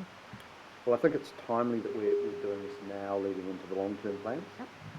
So there'll need to be some reasonably significant engagement over the remainder of this year, and I think that this is an opportunity for us to understand the LTP investments, particularly in the free water space, over the next 9 months or thereabouts. And so I see there's a point there around, councillors being there, and then staff, certain type of staff. How do you imagine that possibly looking at those meetings? I think we're talking about senior staff in support of councillors, so this is a councillor to councillor engagement is certainly what we envisage here, but with support from staff. We of course have operational engagement every day of the week with our territorial colleagues, and so this is about the governance engagement here. So just to wrap my part up is that we'd like to see this tracking along quickly, so if it can be mentioned at the next meeting, and that we can calendar as soon as possible our first bilateral meeting. Thank you. Councillor Foss. Thank you for the report. Just reiterate with paragraph 7, where you point out the gap you're trying to fill here a little bit, to potential missing engagement at a governance level that provides more in-depth discussion and understanding of the issues and challenges faced by TAs in designing and funding the infrastructure and the impacts of managing the effects on the environment. But it just seems a very good fit to previous discussions about the makeup of the water security, and that perhaps to help corral some of the parameters of discussion to help drive decisions. Hopefully this is a vehicle that may assist in that, and some other meetings maybe can consider perhaps a bit of focus from this and your point of view. So I just thank you for that, and hope that what we're hoping for there, and particularly number 7 of the queue. Thank you, Councillor. And I think too, probably what I've missed out in saying there is it's two-way. So it's not just, this council understanding where the TA's concerns are, but vice versa as well, and your pressures and pressure points. Councillor Barker. Oh, thank you. I've got no difficulty with this paper. In fact, I thought it was charging through an open door, but and came after we went to Wairoa the other day. Well, I've reflected on this and thought I've been in the Wairoa Council chambers on a number of occasions having informal discussions. I've been invited to and attended a meeting in CHB once in the 7 years. I've been to a meeting once in Hastings District Council. That was the now chair, fellow councillor for Hastings, took the piss out of me and made me utter much derisive laughter, but I coped. But I've never been invited to a meeting of the Napier City. I don't understand that. I just don't know why we didn't have the same sort of casual, soft, gentle relationship with all the other councils we do with Wairoa. And we go there regularly, but we don't go other places. Why is that? But so Pretty I selective welcome who it. invites them. Sorry? We're pretty selective who invites them. Well, that's right. Look, I think there has been there's been a cultural shift, and Havelock North work implementation was seismic, I guess, in terms of the shift in perceptions around councils working together. Up until that point, the regional council being the regulator across particularly a lot of TA activities, saw councils standing apart from each other, a bit of tension in the relationships from time to time, but not the level of collaboration which Councillor Curtin's rightly pointed out is presupposed in Section 4.3 of the Regional Resource Management Plan, and also in our triennial agreement. So we've all just signed the triennial agreement again, and it does commit the councils to working far more collaboratively. So we're on a bit of a journey, but even with respect to Wairoa, I'd reflect on the fact that we're in a consenting process right now around their wastewater, and because we're the consenting authority, we have to just receive what they provide to us. Now, they've proposed a relatively incremental approach to the increase in the performance of their wastewater, but we don't have an ability as a consenting authority to dictate what it is that they apply for consent to do. So we're quite passive in that role. But I think what we're recognising is we do have another relationship with Wairoa, which is political, and we've got a broader set of interests where we can have a parallel conversation about things like their long-term plan, their asset management, their investments, where they're going, which sits in support of those regulatory functions where we're effectively the receiver of what comes in the door as opposed to driving the conversation. I'll put it the other way. I think it would be fair to say that the relationship councillors around this table have in general with councillors in Wairoa is stronger and better than councillors around this table with any other PR. And by having that relationship, I think we can then have some pretty strong discussions about other things. And I thought the Wairoa model gives us the model for what we should be doing all the time. So I just think this is overdue. If we need to formalise it, but we should do it more often. I'm a fan. Well, I think the plus simple explain as well, certainly in more recent times. Yeah. Look, are there any other... I'll move it. Well, just if I could follow up with a couple of issues of mine, thanks Liz. I just want to take you to your paragraph 20, and you've outlined there some of the scope of the meetings and just the sort of status of the team and table. Yeah. I just wonder whether we include a couple of other items for consideration, and I've written here collaboration in meeting environmental outcomes, overview and monitoring performance standards, and alignment with the Regional Resource Management Plan, the three that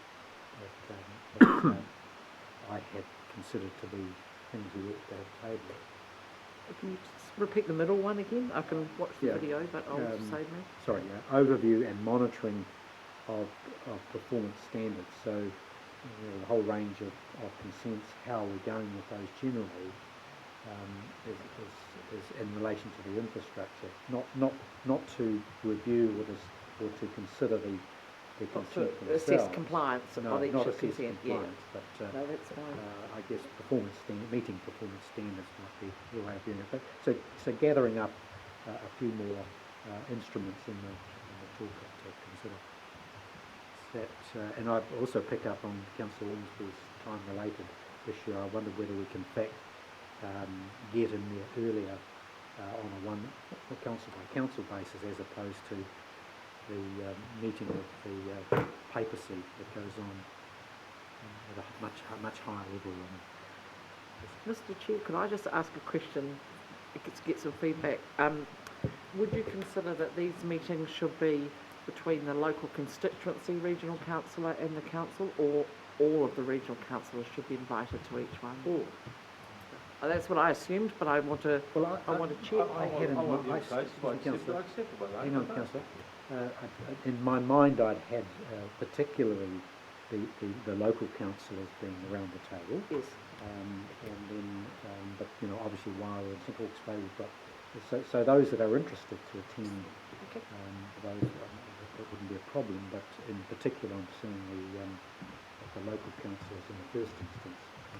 Given the chair's contrary comment, I'm not expecting from that an invitation to the idea. I don't know that. I'll pick it outside the door. Will anyone go to help Councillor Councillor Graham? Foley? So, Liz, you see this as, we had that meeting at Elwood Road, which was very successful. It's along those lines. Yes. Well, no, because that's all of the councils together. Yeah. This is regional council Okay. one-on-one with each of the So councils. all of us with all of Hastings. Well, I suspect in practice you'll find, like with Wairau yesterday, you'll end up with a subcommittee from each council. That's good. I mean, otherwise, Verbal. Hastings, you've got about 16 people, 9 of us turn up, plus staff both sides, it's going to be, it's going to be a big forum. The arena. So, yeah, well, I think the one in Elwood Road was incredibly successful, which was the first one that's ever been successful. And it does show the changing times, and I think changing leadership, I think, has been huge in that. I think we need to go a little bit cautiously, not be too confrontational as we go in. You know, so our chair's point today, if we do that too aggressively, I don't think we need to build the relationship. We need to build on those things, and keep, like tomorrow I'm talking about tank at the Hastings district, which of course, and Nathan, I think Nathan's turning up as well. And I'm really looking forward to that. Jareth's coming along with me, because I'm not sure that everybody in Hastings and Napier councils understand what tank's all about. Well, I'm pretty sure they don't. So it's those things there that, you know, sharing the things that we're doing with them in the initial stages before we get too confrontational with each other might be helpful, I think. I promise, can I ask Councillor Ormsby to move the I will, recommendations? I'm going to and speak to Councillor Williams, if you could second it. I've already done that. But you took it past me, but it's all right. No, You've overlooked on this occasion, Councillor. Councillor Ormsby, would you like to speak to Councillor Williams? No, I'm fully in support of the initiative for all of the reasons that everyone else has shared. Any other Looking speakers? forward to it. Any other speakers? Councillor Barker, have you anything to say on this topic? No, I'm fine, thank you. Thank you, kind offer. Well, we've got the recommendations. Perhaps we could elaborate a little bit more with commentary in the paper of council. All those in favour of the recommendations say aye. Aye. Those against will say no. So we've had agenda item 9. Councillor Barker, are you looking to decamp any time soon? What's 3 your- o'clock. 3 o'clock? I'm happy to, I want to talk about this one here. So this is your favourite one, the agricultural chemical discussion. Are there any others that you'd like to deal with while you're here? No, I'm good. Just Happy keep with on, that? yeah. Okay. Your chairmanship's been excellent today. You've been whipping through these things. The agricultural chemical service funding. Who have we got? Well, you know Nick, Nick? and Mrs. Jack Blunden, one of our Hello, compliance Jack. officers who looks after the ag chem collection. Have we seen you before? We have at the compliance report. Oh, you should. So I'm going to get Jack to just really talk to the paper and outline the issues and obviously the actions. Yep, I'll keep it fairly brief as I realise you've all had quite a bit on today. So, as a bit of background, the Council operates a hazardous chemicals collection service, predominantly for legacy chemicals, but also for some modern ones that can't be returned to the manufacturer. We put up $40,000 a year in association with Agrichemical to subsidise chemical collection, and we do that through a contractor. Previous years that's been plenty, but this year we've seen a significant uptake in demand, and at the end of December we exhausted all of our funding. and we're just putting options towards the committee for funding for the rest of the year, and giving some advice on how we fund the service long term if this increased demand is going to be an ongoing. Ongoing. Thank you. Are there any questions on this that Councillor Barker was of particular interest to you? And I've just a view. Well, I'll take Councillor Van Beek first. Yeah, I'll kick off. I think this has always been a fantastic initiative from the HBRC, and it actually has taken an enormous amount of chemical out of the landscape. Imagine if we would have, and Councillor Foley possibly would love a little bit of extra water, but imagine if we had a break in one of our stop banks, and we have water going through all these chemical sheds that we have on the plains. It could be a real disaster if we still had all that chemical sitting there, because you've taken an enormous amount of chemical out of the landscape. And I think the report is right that I think the user pay should be the norm. However, what you will see is actually these legacy chemicals, and even some of the more modern chemicals will actually remain where they are. Just a notice in saying that there is a collection actually once again makes people aware, actually I have chemicals in my shed, because we have to do stock takes on a monthly basis as to what I've got in my shed, but how to dispose of it is a real issue. I've got just two questions on that. Is A, have you tested, or has it been tested if we actually don't fund? And secondly, the chemical companies who actually benefit, as well as the growers, but definitely the chemical companies actually have got the biggest margin in this. Have they actually been approached if they actually will provide any funding towards it? So that's the chemical companies who produce these products, but also those who actually sell on these products. So there's two questions there. But thanks once again for the great work that's been done.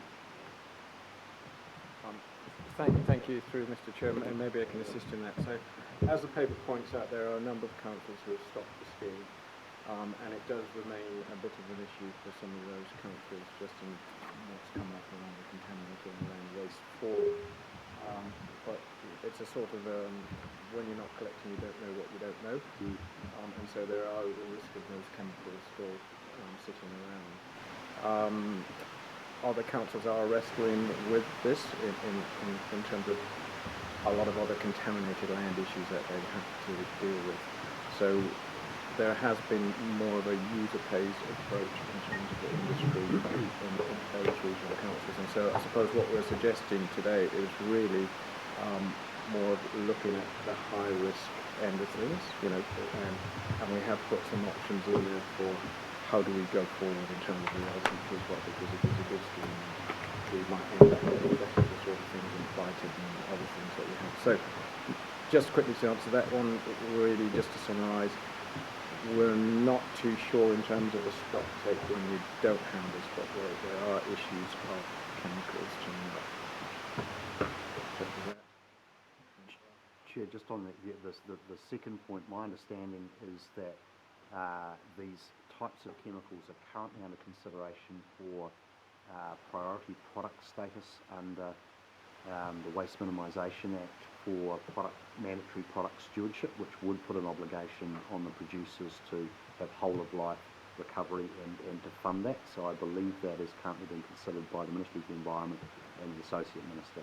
I think that's correct. So we might well get to a point where actually there is a user pays model, but in the meantime we've kind of been left to carry the can.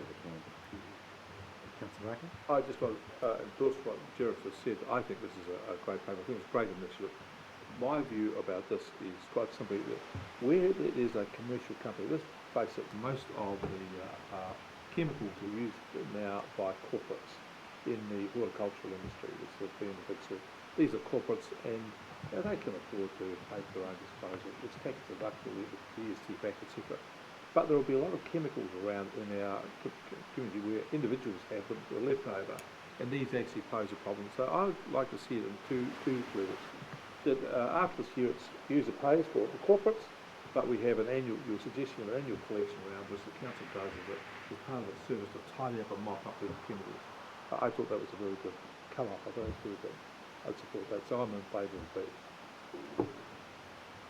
B or two. Yeah, it's the B option, isn't it? Well, there's short-term 3 and then long-term B. Yeah, that's it, yeah. Are there any other questions from Councillor Foster? I'm very much a user pay mindset, but referencing points that have been made, and I was charging down that route and then going through the paper, and then suddenly we had this input. We go, oh, well, maybe to have another look. How would it be very difficult to disseminate between commercial and, say, residential stuff? Does it actually make a lot go around back there? That makes a lot of sense, but is that hard? No, it should be fine. So at the moment, the way the system works is that a person or a company, and bear in mind it's only very small commercial operations that use this service, they register for a collection on the website and all their details are stored there. So it would be quite easy to separate whether it's a commercial or a residential. And then so if we did decide my motion to continue, are we crowding out any entity in the private sector for their business? Through you, Chair, I think that those are really, in terms of the larger, more of the bigger operations, the collections, and they've got quite a bit of work in terms of what they can do. As you know, it's either funded and those companies. So, no, a lot of TAs and district councils do run the sort of the one-off ag collection scheme, you know, the bring it to that. And I think this is really in line with what we've just been talking about when we do bilaterals. These are the sort of things you could pick up in terms of the LTP if we do run a hazmobile scheme. And as the paper pointed out in Waira, there are access issues as well, so that we'll be working with, for example, Waira to run out the one-off, and that's some co-funding that we could do. But not really in terms of the big players and collection for the larger quantities of chemicals. The residential model, like you say, part of commercial, actually the residential model really is No. Yes, Councillor Foley, sorry. Based on discussions around financials this morning, I want to say just go to user pays, but the risk chemicals pose is quite a serious one to the environment. So just going, Jeff kind of asked you, Hawke's Bay is one of the few regions in New Zealand left subsidising. So I assume those other regions where they've perhaps been doing the program dropped it off, the collection drops off too. And like you say, they end up in landfills, or they'll probably just stay in the shed and wait for to be flooded or whatever. Yeah, I can't actually remember what my question really was. Why else will it subsidise? Why have they dropped it elsewhere? We're really a big hawk region, and so the use of agrochemicals particularly in our region and some of the other regions is quite high. As I said, the main focus of the regions were to look at some of the contaminated land, big remediation projects. And so while they might not have run it on an annual basis, they might do a 3-yearly bring it to the local, you know, those sort of days and hazmobile days. Does Nelson Mulberry crop it? But I haven't caught up on the latest. I was up in hospital, you know, a couple of years ago, but I'm not sure that Nelson Mulberry, but we could. No, we could find out for you. Just anything else, Councillor Foley? No, so I think based on that and based on what James is saying might be around the corner, I'd probably go for something like the recommendation where we partly fund to keep some form of program going. Yes, the recommendations themselves are two parts, obviously, to them. Can I just quickly ask if your paragraph 9, the total spend on collection is 70k, 40 from us and 30 from Agrichemical. They're looking to continue their contribution. Not this financial year. No, sorry, in the future. Yeah, as far as we know. So their 30k is okay for next year, and we've budgeted 40k. Yes. That's our, are you likely to need an adjustment given the demand this time around? That's something we'll look at for the next one. I mean, A long-term plan, I think. I don't think And- Jess would allow us to make any changes now to the annual plan, so. So it's really a direction in terms of what you want to work up in terms of options for the LTP. Yes, And I'm you just signalled conscious an of approach, the lag between this annual plan, next year's annual plan, and the LTP. So we've only got what we've got presently. All right, councillors, have you got a good sense of, One other Councillor Williams? What do we do with these chemicals after we've collected them? So these are all collected by a contractor of ours and then sent for disposal. So most of them, about 36% of them, are the high risk chemicals, and they get sent overseas for incineration. Yeah. And then the majority of them get sent up to Auckland for domestic disposal. Just one quick question. How much DDT are you still picking up? Wasn't much, I think it was 250 grams from memory. Yeah, fairly limited amount. Since it's been banned for 50 years. Yeah, normally when it pops up in a large amount at the moment. Because the farmers all stored it. Yeah. You may not know though, because it's the same paragraph 6. Absolutely. Yeah. It's a drum of something. Yeah. I'm happy to move the recommendations and advise that the third option is the I was just going to suggest we move recommendations 19 to 19.3. And So is the 19.4B. consensus around B? Yeah. Happy with On B? with these. I was a little in Consensus now. sorry. We're making the consensus now. Just in option B, HBRC could contribute instead to Hasmobile collection events held annually.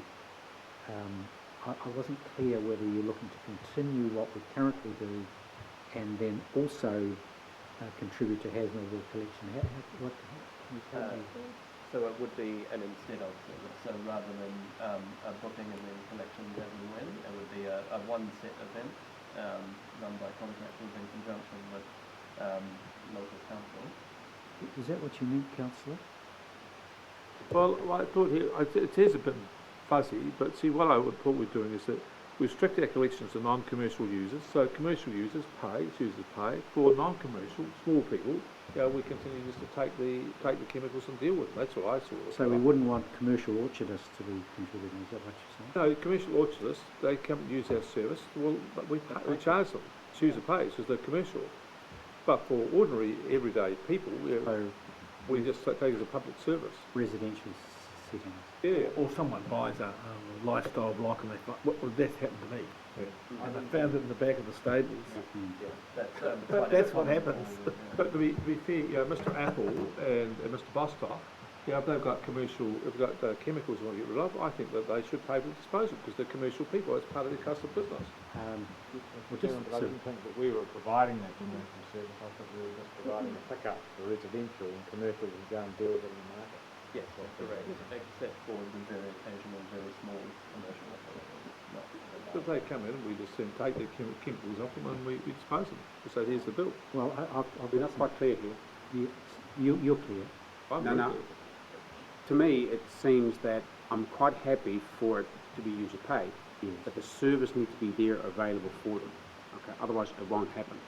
And because we talked about that before, but Nick possibly is keen to actually explain this a little bit clearer. So what I'm not clear with your option B. I'm clear with option 3, effectively for the rest of this financial year. Yes, fine. What we will do, I've got that we want to continue the service and we look at really being tightening down in terms of the high-risk chemicals in the user pay system. It would be additional to look at the Hasmobile, but in terms of working up the LCP, we could actually look to see what that additional cost might be in addition to the money that we currently have if we were to run some one-offs in collaboration. The point I'm going to make is Rex's point. People buy a house that follows commercial. I don't want them doing something silly with it. If they can feel that they can dispose of it and we take it out of the environment, great. it's a worthwhile thing to do, and we shouldn't put any barriers out. But if you're a commercial operator, well then that's part of your business you pay and get rid of it. All right, look, let's move on. Let's accept your recommendations 91 to 19.4. However, in so doing, could you clarify, going back to council, more precisely what you mean by option B? So it's a recommendation of council, but with a resolution of council, but we need more clarity on option B. Yep, sure. Is that okay? Yep. You've moved that, Councillor Barker. Move that. And a second, Councillor Vindy. Anyone wish to speak? Councillor Vindy? All those in favour of the resolution, the recommendation, say aye. Those against will say no. That's carried. Thank you very much. Very useful piece of work that we do in this very good community. Let's put it to 3. We're up to agenda item 11. Environmental standards presentation, forestry. Liz, you're doing that. Yes, Well done. we're on a roll, We're on a Mr. roll Chair. here. So this is actually just for clarity at the outset. This is really just a paper for your information. No decision is required. But we do have relatively new national environment standard for plantation forestry, and which came into existence on the 1st of May 2018. And I appreciate that there's 6 of you around the table that haven't probably had a presentation on this before, or even sort of really had an opportunity to discuss it or understand it. So this was another paper that came out of the discussion around the compliance annual report late last year, and really the question that was posed that this paper is trying to answer is, what are the outstanding risks that we still see potentially even with the NES in place around forestry. So what I've done is used the opportunity to go through and describe actually what the NES is about, and particularly what the regional council's functions are in relation to it, and also a reference there to the territorial authority, because they do have functions as well. I've then talked in paragraphs 12 to 21 about how we as a Hawke's Bay Regional Council are implementing the NES, and sort of really giving you the numbers, sort of a quantum of what we're receiving in terms of permitted activity notices and resource consent applications, and to date, bearing in mind it's early days, what the levels of compliance are for what we've monitored. And then really the last part of the paper is focused around what those outstanding risks are that remain for us. And really they're twofold. One is around at a national level, there's any national environment standard had been in place for a matter of months when the Minister announced a review of it.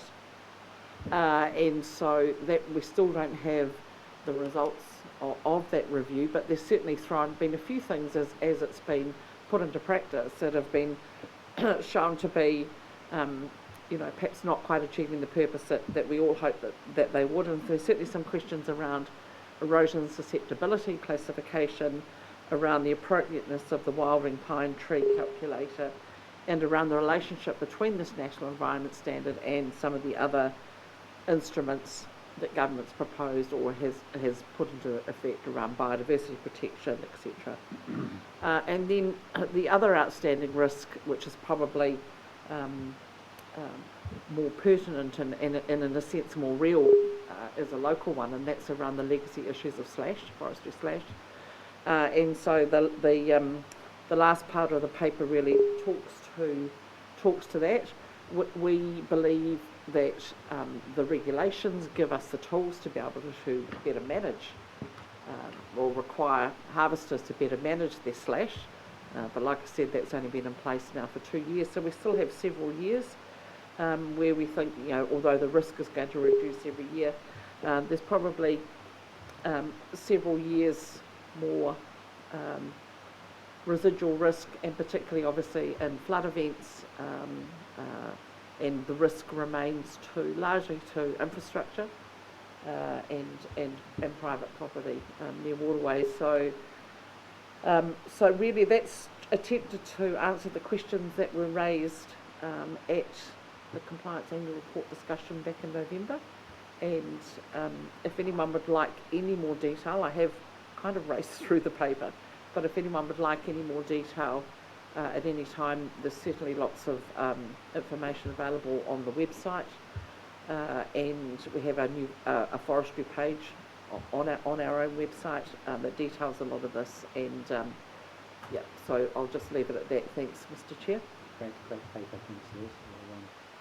Questions, please. Oh, Councillor. Through the Chair, there's not much mention here. We've got a major disaster up in the area. We've now got stock control, and what I hear from that is when forestry starts harvesting, a lot of the pests out of the forestry blocks then move into other areas. So there's a lot of movement of possums, for instance. Yep.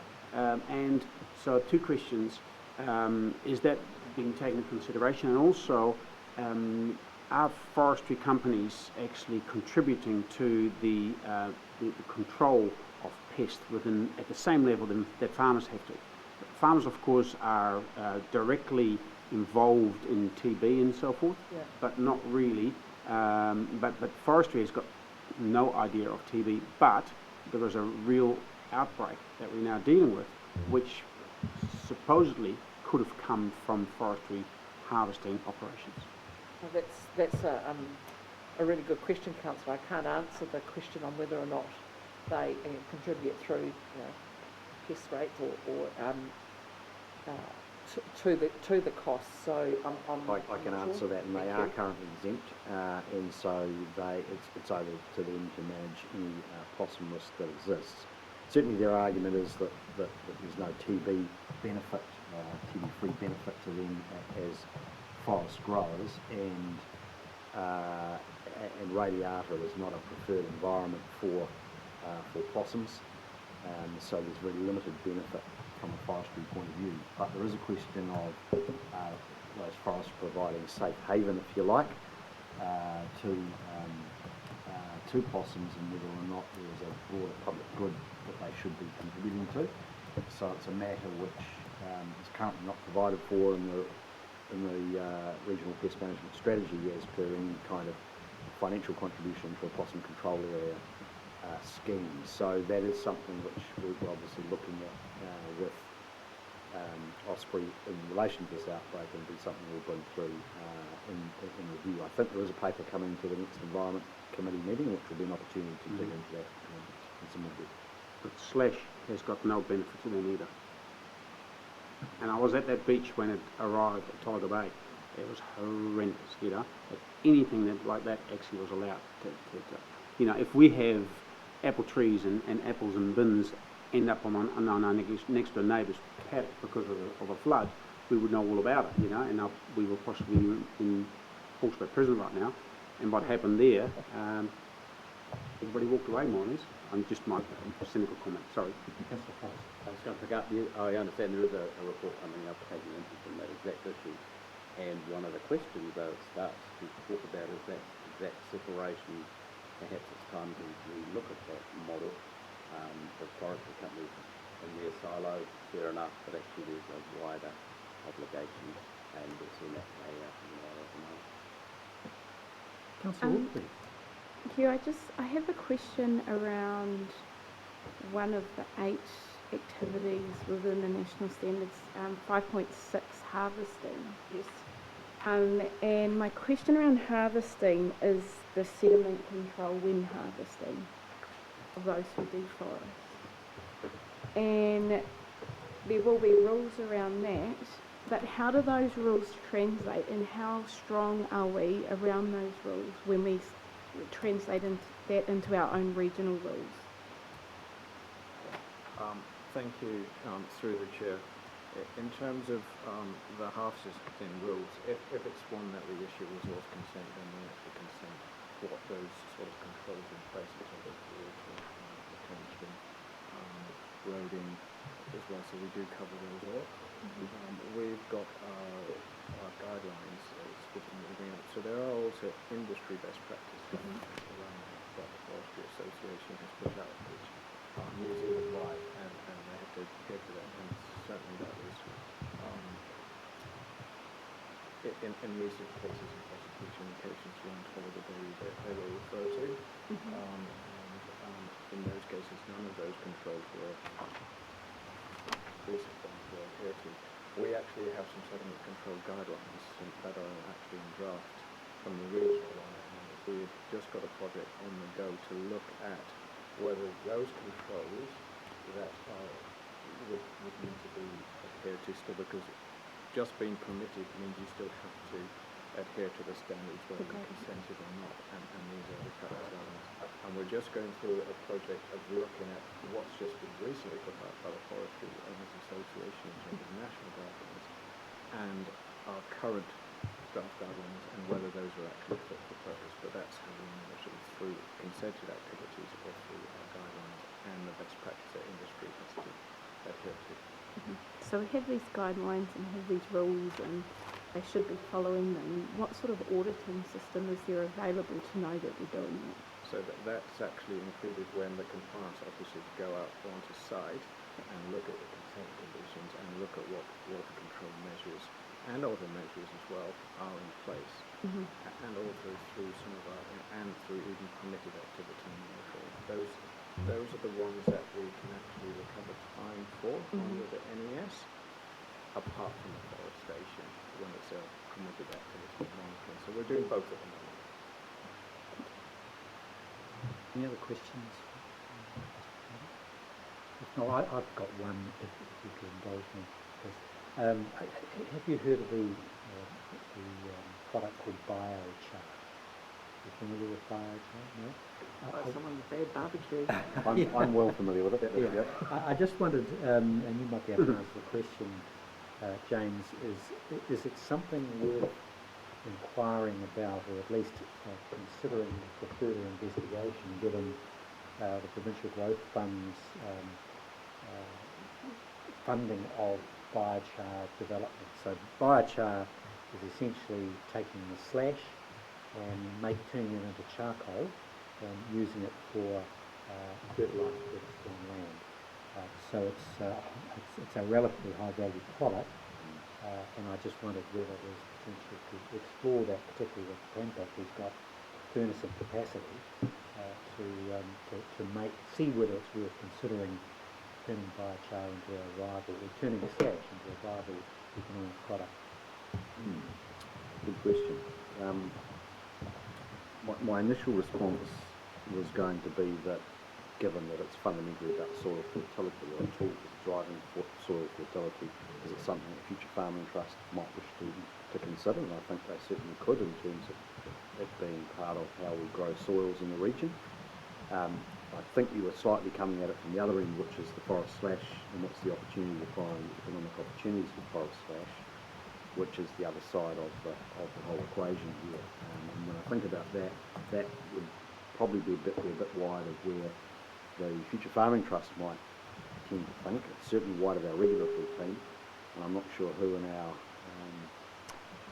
within our organisation could pursue something of that nature in terms of the forest industry development, etc. We need a bit of a think about that, because it is an interesting proposition, and it also has carbon sequestration benefits, because biochar is very stable over very long periods of time. It seems to tick a lot of boxes, and I know that Nelson's developing. Anyway, that's something we've come back on as a possibility.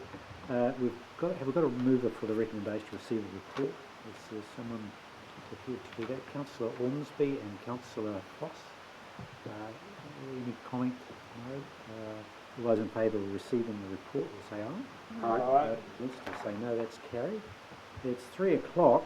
Is anyone desperate for refreshment of any kind, or do you want to move to agenda item 12, 13, 14, 15? I'm going to leave shortly. So you're going to leave shortly? Yeah. So we'll press on with the next one, see how we feel after that. It's a weighty, meaty document. Item 12, Organisational Performance for the 31st of December. I'm assuming that's you. Oh gosh. Oh, look, yes.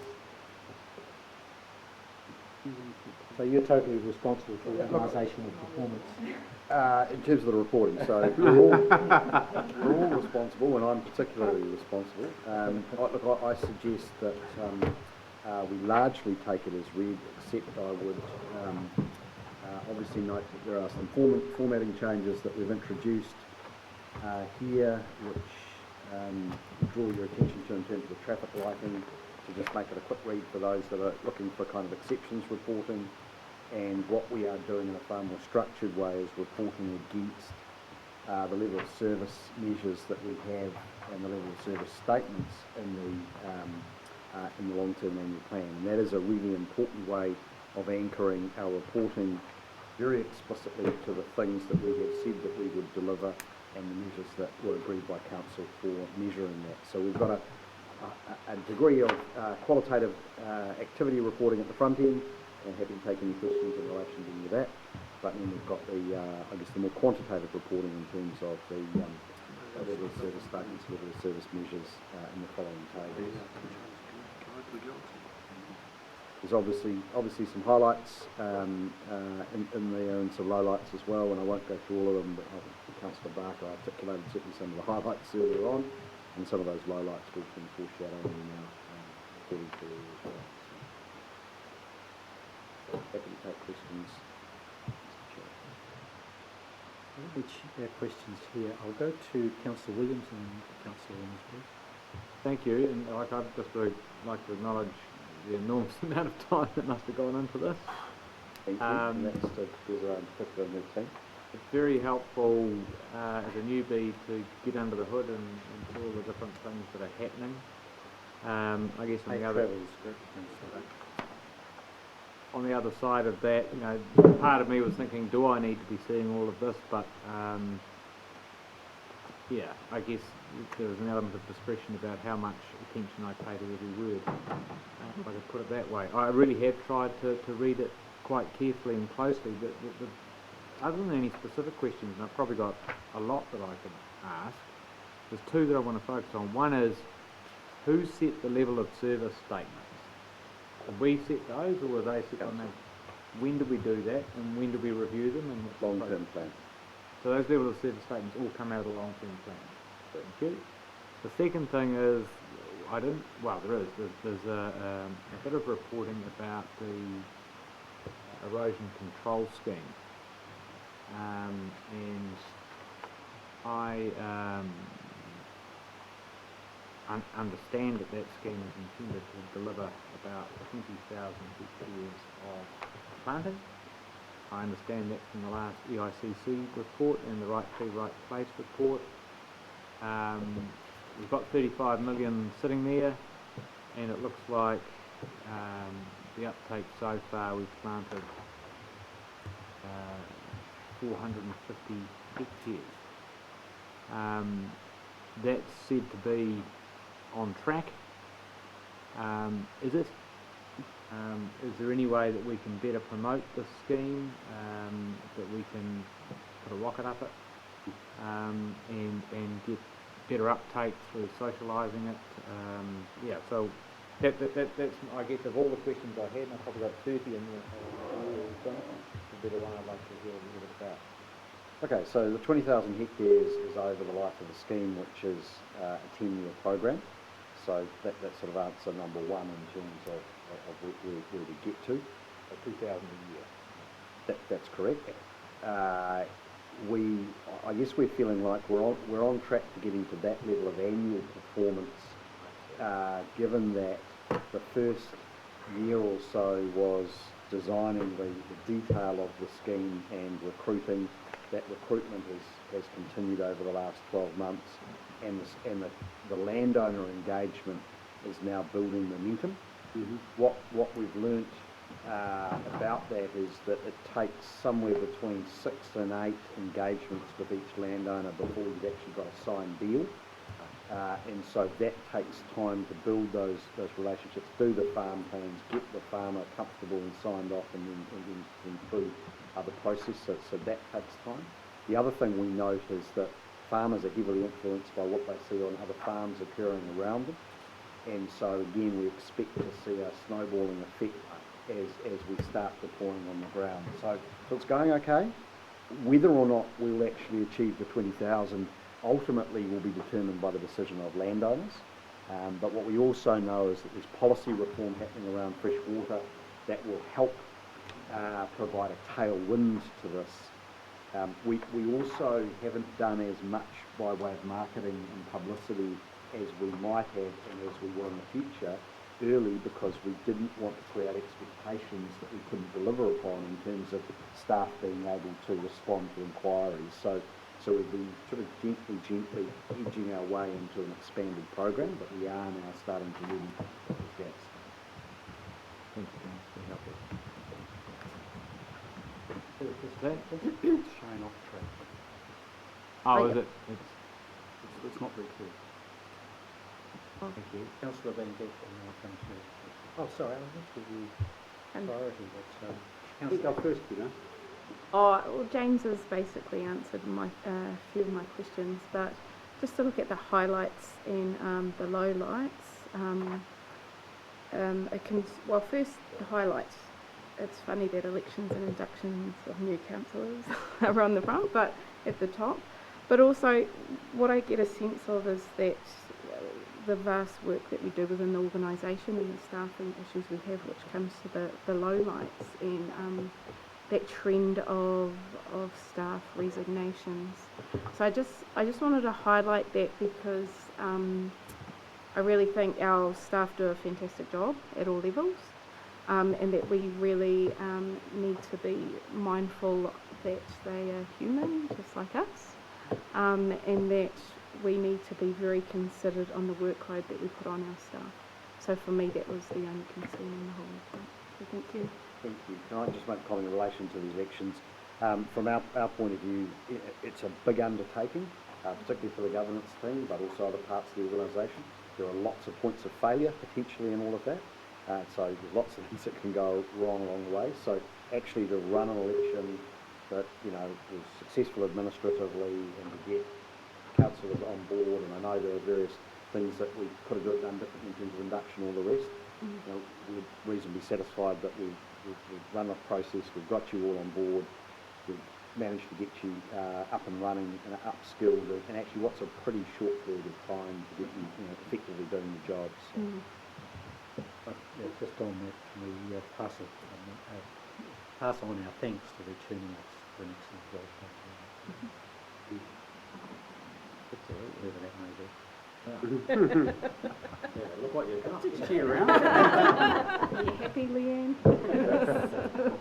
Returning off. Councillor Van Dijk. And you're not quite sure how to pronounce my name yet. I'll make it easy for you. Van Beek, like an oven? Van Beek. Van Beek. Van Beek. It's so simple. It's Van Beek. Griffiths. That as well. Yarrafas. Anyway, a little bit to Councillor Omni.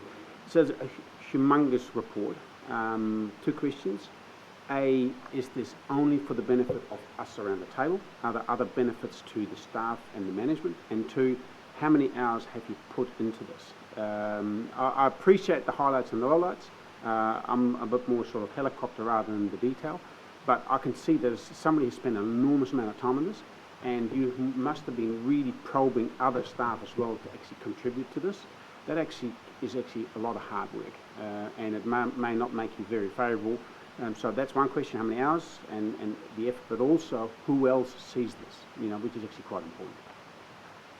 Who else sees it? So obviously it's a public document, and so it is available to those that want to see into the organisation. I, through various times in the year, encourage all of our staff to look at this document because I think it helps them understand the big picture of what's going on across, and so it is available and we point people to it. For the management team, it gives us a good overall picture of where the organisation is at, albeit we are monitoring things a little bit more in real time, and obviously this is a little bit after the event. This was the end of December, and this one has come to you a bit later than it might have otherwise, particularly because of Christmas, the January, February period. Some extra work we had to do to evolve this, and obviously the Corporate and Strategic Committee meeting came a little bit later than we were originally planning for this year. So you are getting this a little bit colder than we would normally have. In terms of the hours and costs gone in, I suspect we're tracking that under reporting, but you probably don't know off the top of your head. I don't, but we actually have a system called Opal 3 that staff key in their results, their commentary in. So we have a system, so it's not, it's a little bit spread across the whole entire staff when they're only reporting on their 3-digit code. So it's a little bit, a lot of people doing a little bit, so it's not too onerous, we hope. But we are trying to reduce that burden on staff by just having, doing it once and then using it multiple times and trying to get a bit smarter about that. We manually created this document this time as a prototype, but we hope to one day be able to push a button and Opal 3 will spit out the report. So it might look slightly different, but we spent hours and hours this time, my team, creating this prototype, but we do envisage that one day we'll be able to push a button. Councillor Foss. Thank you. That's music to my ears, because in my case it was real time, but I know we've got a long way to get there, there's no worries. But just a small suggestion, I suppose. The CEO's kind of half-answered it already in that the audit that received this, but to me, there's lots of pieces in there which I actually don't know the content. I don't know if we're actually succeeding or not. So, your workplace incidents, of course, you want that to be zero. There's no target, there's no budget there. But if I look at something like 1.4, which is marketing and communications, we have websites for this, we have sessions, and we have individual users. You can read those numbers as quite high, you can read them as quite low. And I think it would be helpful if we have a context. So in Hawke's Bay, there's probably X potential viewers per post or whatever. So actually, or ratepayers perhaps, I don't mean to single out this one, this is the easiest example we have here.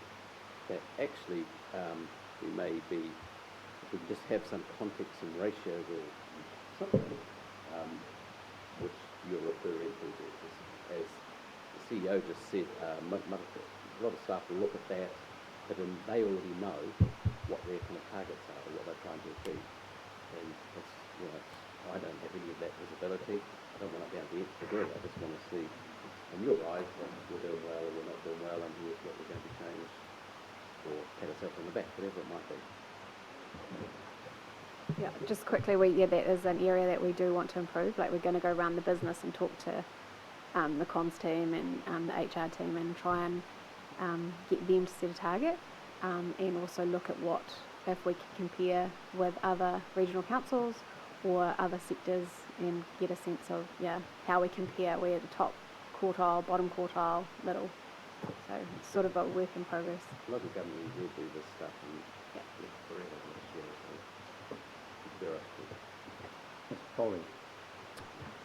Just on the CO2 emissions, I see the upward trend there, and based on extra vehicles and increased field staff. So I assume that's only going to keep increasing because of the extra work we need to do in that space. So I don't think we should beat ourselves up about that, simply because that's, I guess, achieving things we want, complying with new regulation, etc., etc. I was more just interested to know, when so you talk about increasing hybrids and electric vehicles, when, and I see the plug outside, when a vehicle's plugged in, what allowance is put in there for emissions, if any, because our electricity generation isn't 100% renewable? So it's included in our electricity stacks, which have a proportion of greenhouse gases associated with them, so it is accounted for.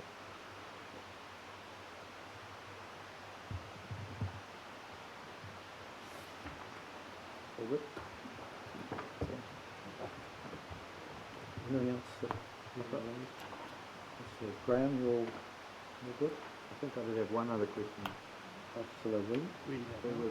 I saw a reference to some resource consents being notified in March for takes. Yes, that's in the Gimlet Gravels area. That's right. That's the bit on page 8-9. Councillor, or 190? Page 56 of the organisation. Sorry, yep. So yes, so that's a whole package of unconfined aquifer consent applications, and we are made a decision to publicly notify them. They're renewals, they are not new consents as a new additional takes, they are renewals of existing takes. And we've held them for a little while. They've been on hold while we were waiting to see where the tank plan change notification would get to, and obviously we felt that we couldn't hold on to them for much longer, so we have had some legal advice and decided to notify. And that's not the same 200 consents that I saw referred to in the significant activities report in February? Yes, it probably is. There's about 200 notified? Yes, yeah. As a group? Yes. A group notified. Okay. I'm realising then that perhaps as the hearings committee we've got more than the rates remissions policy on our agenda. I'm not sure when our next meeting is as a hearings committee, but I don't think, Councillor, we've set a date because it normally is as and when needed, so perhaps yourself, Mrs. Hooper, and I can have a chat about the next meeting. Thank you. Just about done here, are we? Just one small question for Tom, and it goes to page 159, budget code 194. 159.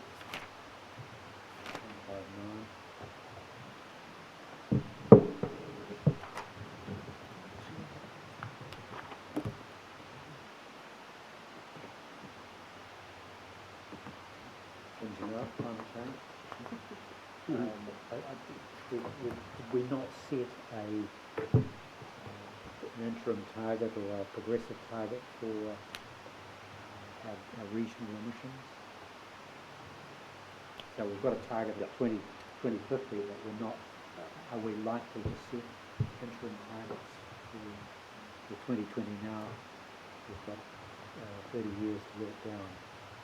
Just so no, we don't have an interim target, and I just note that through the strategic plan review that we refreshed when we had that target up there on the board, we had a lot of feedback in terms of that this organisation does not have all the levers that will deliver carbon neutrality for the region. So can you maybe focus on carbon neutrality as an organisation and articulate what leadership role and contribution you'll play to regional carbon.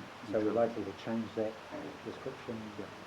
Well, I hope so. There was that further discussion reflected later, and that, well, you know your destination, 40, 50 where it might be, so that kind of implies you know where you want to be halfway. Those calculations as well. Something.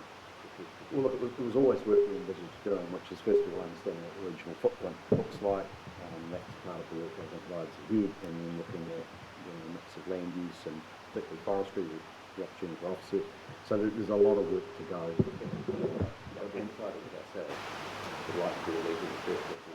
Well, that's the first priority, but the strategic plan was very much about the region, and it was an outcome that the council at the time felt that we should be taking a leadership position in terms of driving. Yeah, but it's a big call. And there are lots of different drivers to that. And we are doing some work in conjunction with GBC in terms of that regional risk assessment. So we'll hopefully pick that up. There enough resources for it? I think there's some government support for that. Look, I think we were going to move that, Councillor Clark. Second, Councillor Ormsby. Any comment? No, thanks very much. Appreciate that report and the improvements we can make to it. Just one comment. Yes, around the words of Donald Trump. Perfect report. That's good or bad. Take your pick. All those in favour of the receiving the report will say aye. Those against will say no. That's carried. I think we do need to break. Our secretary is paling under the strain.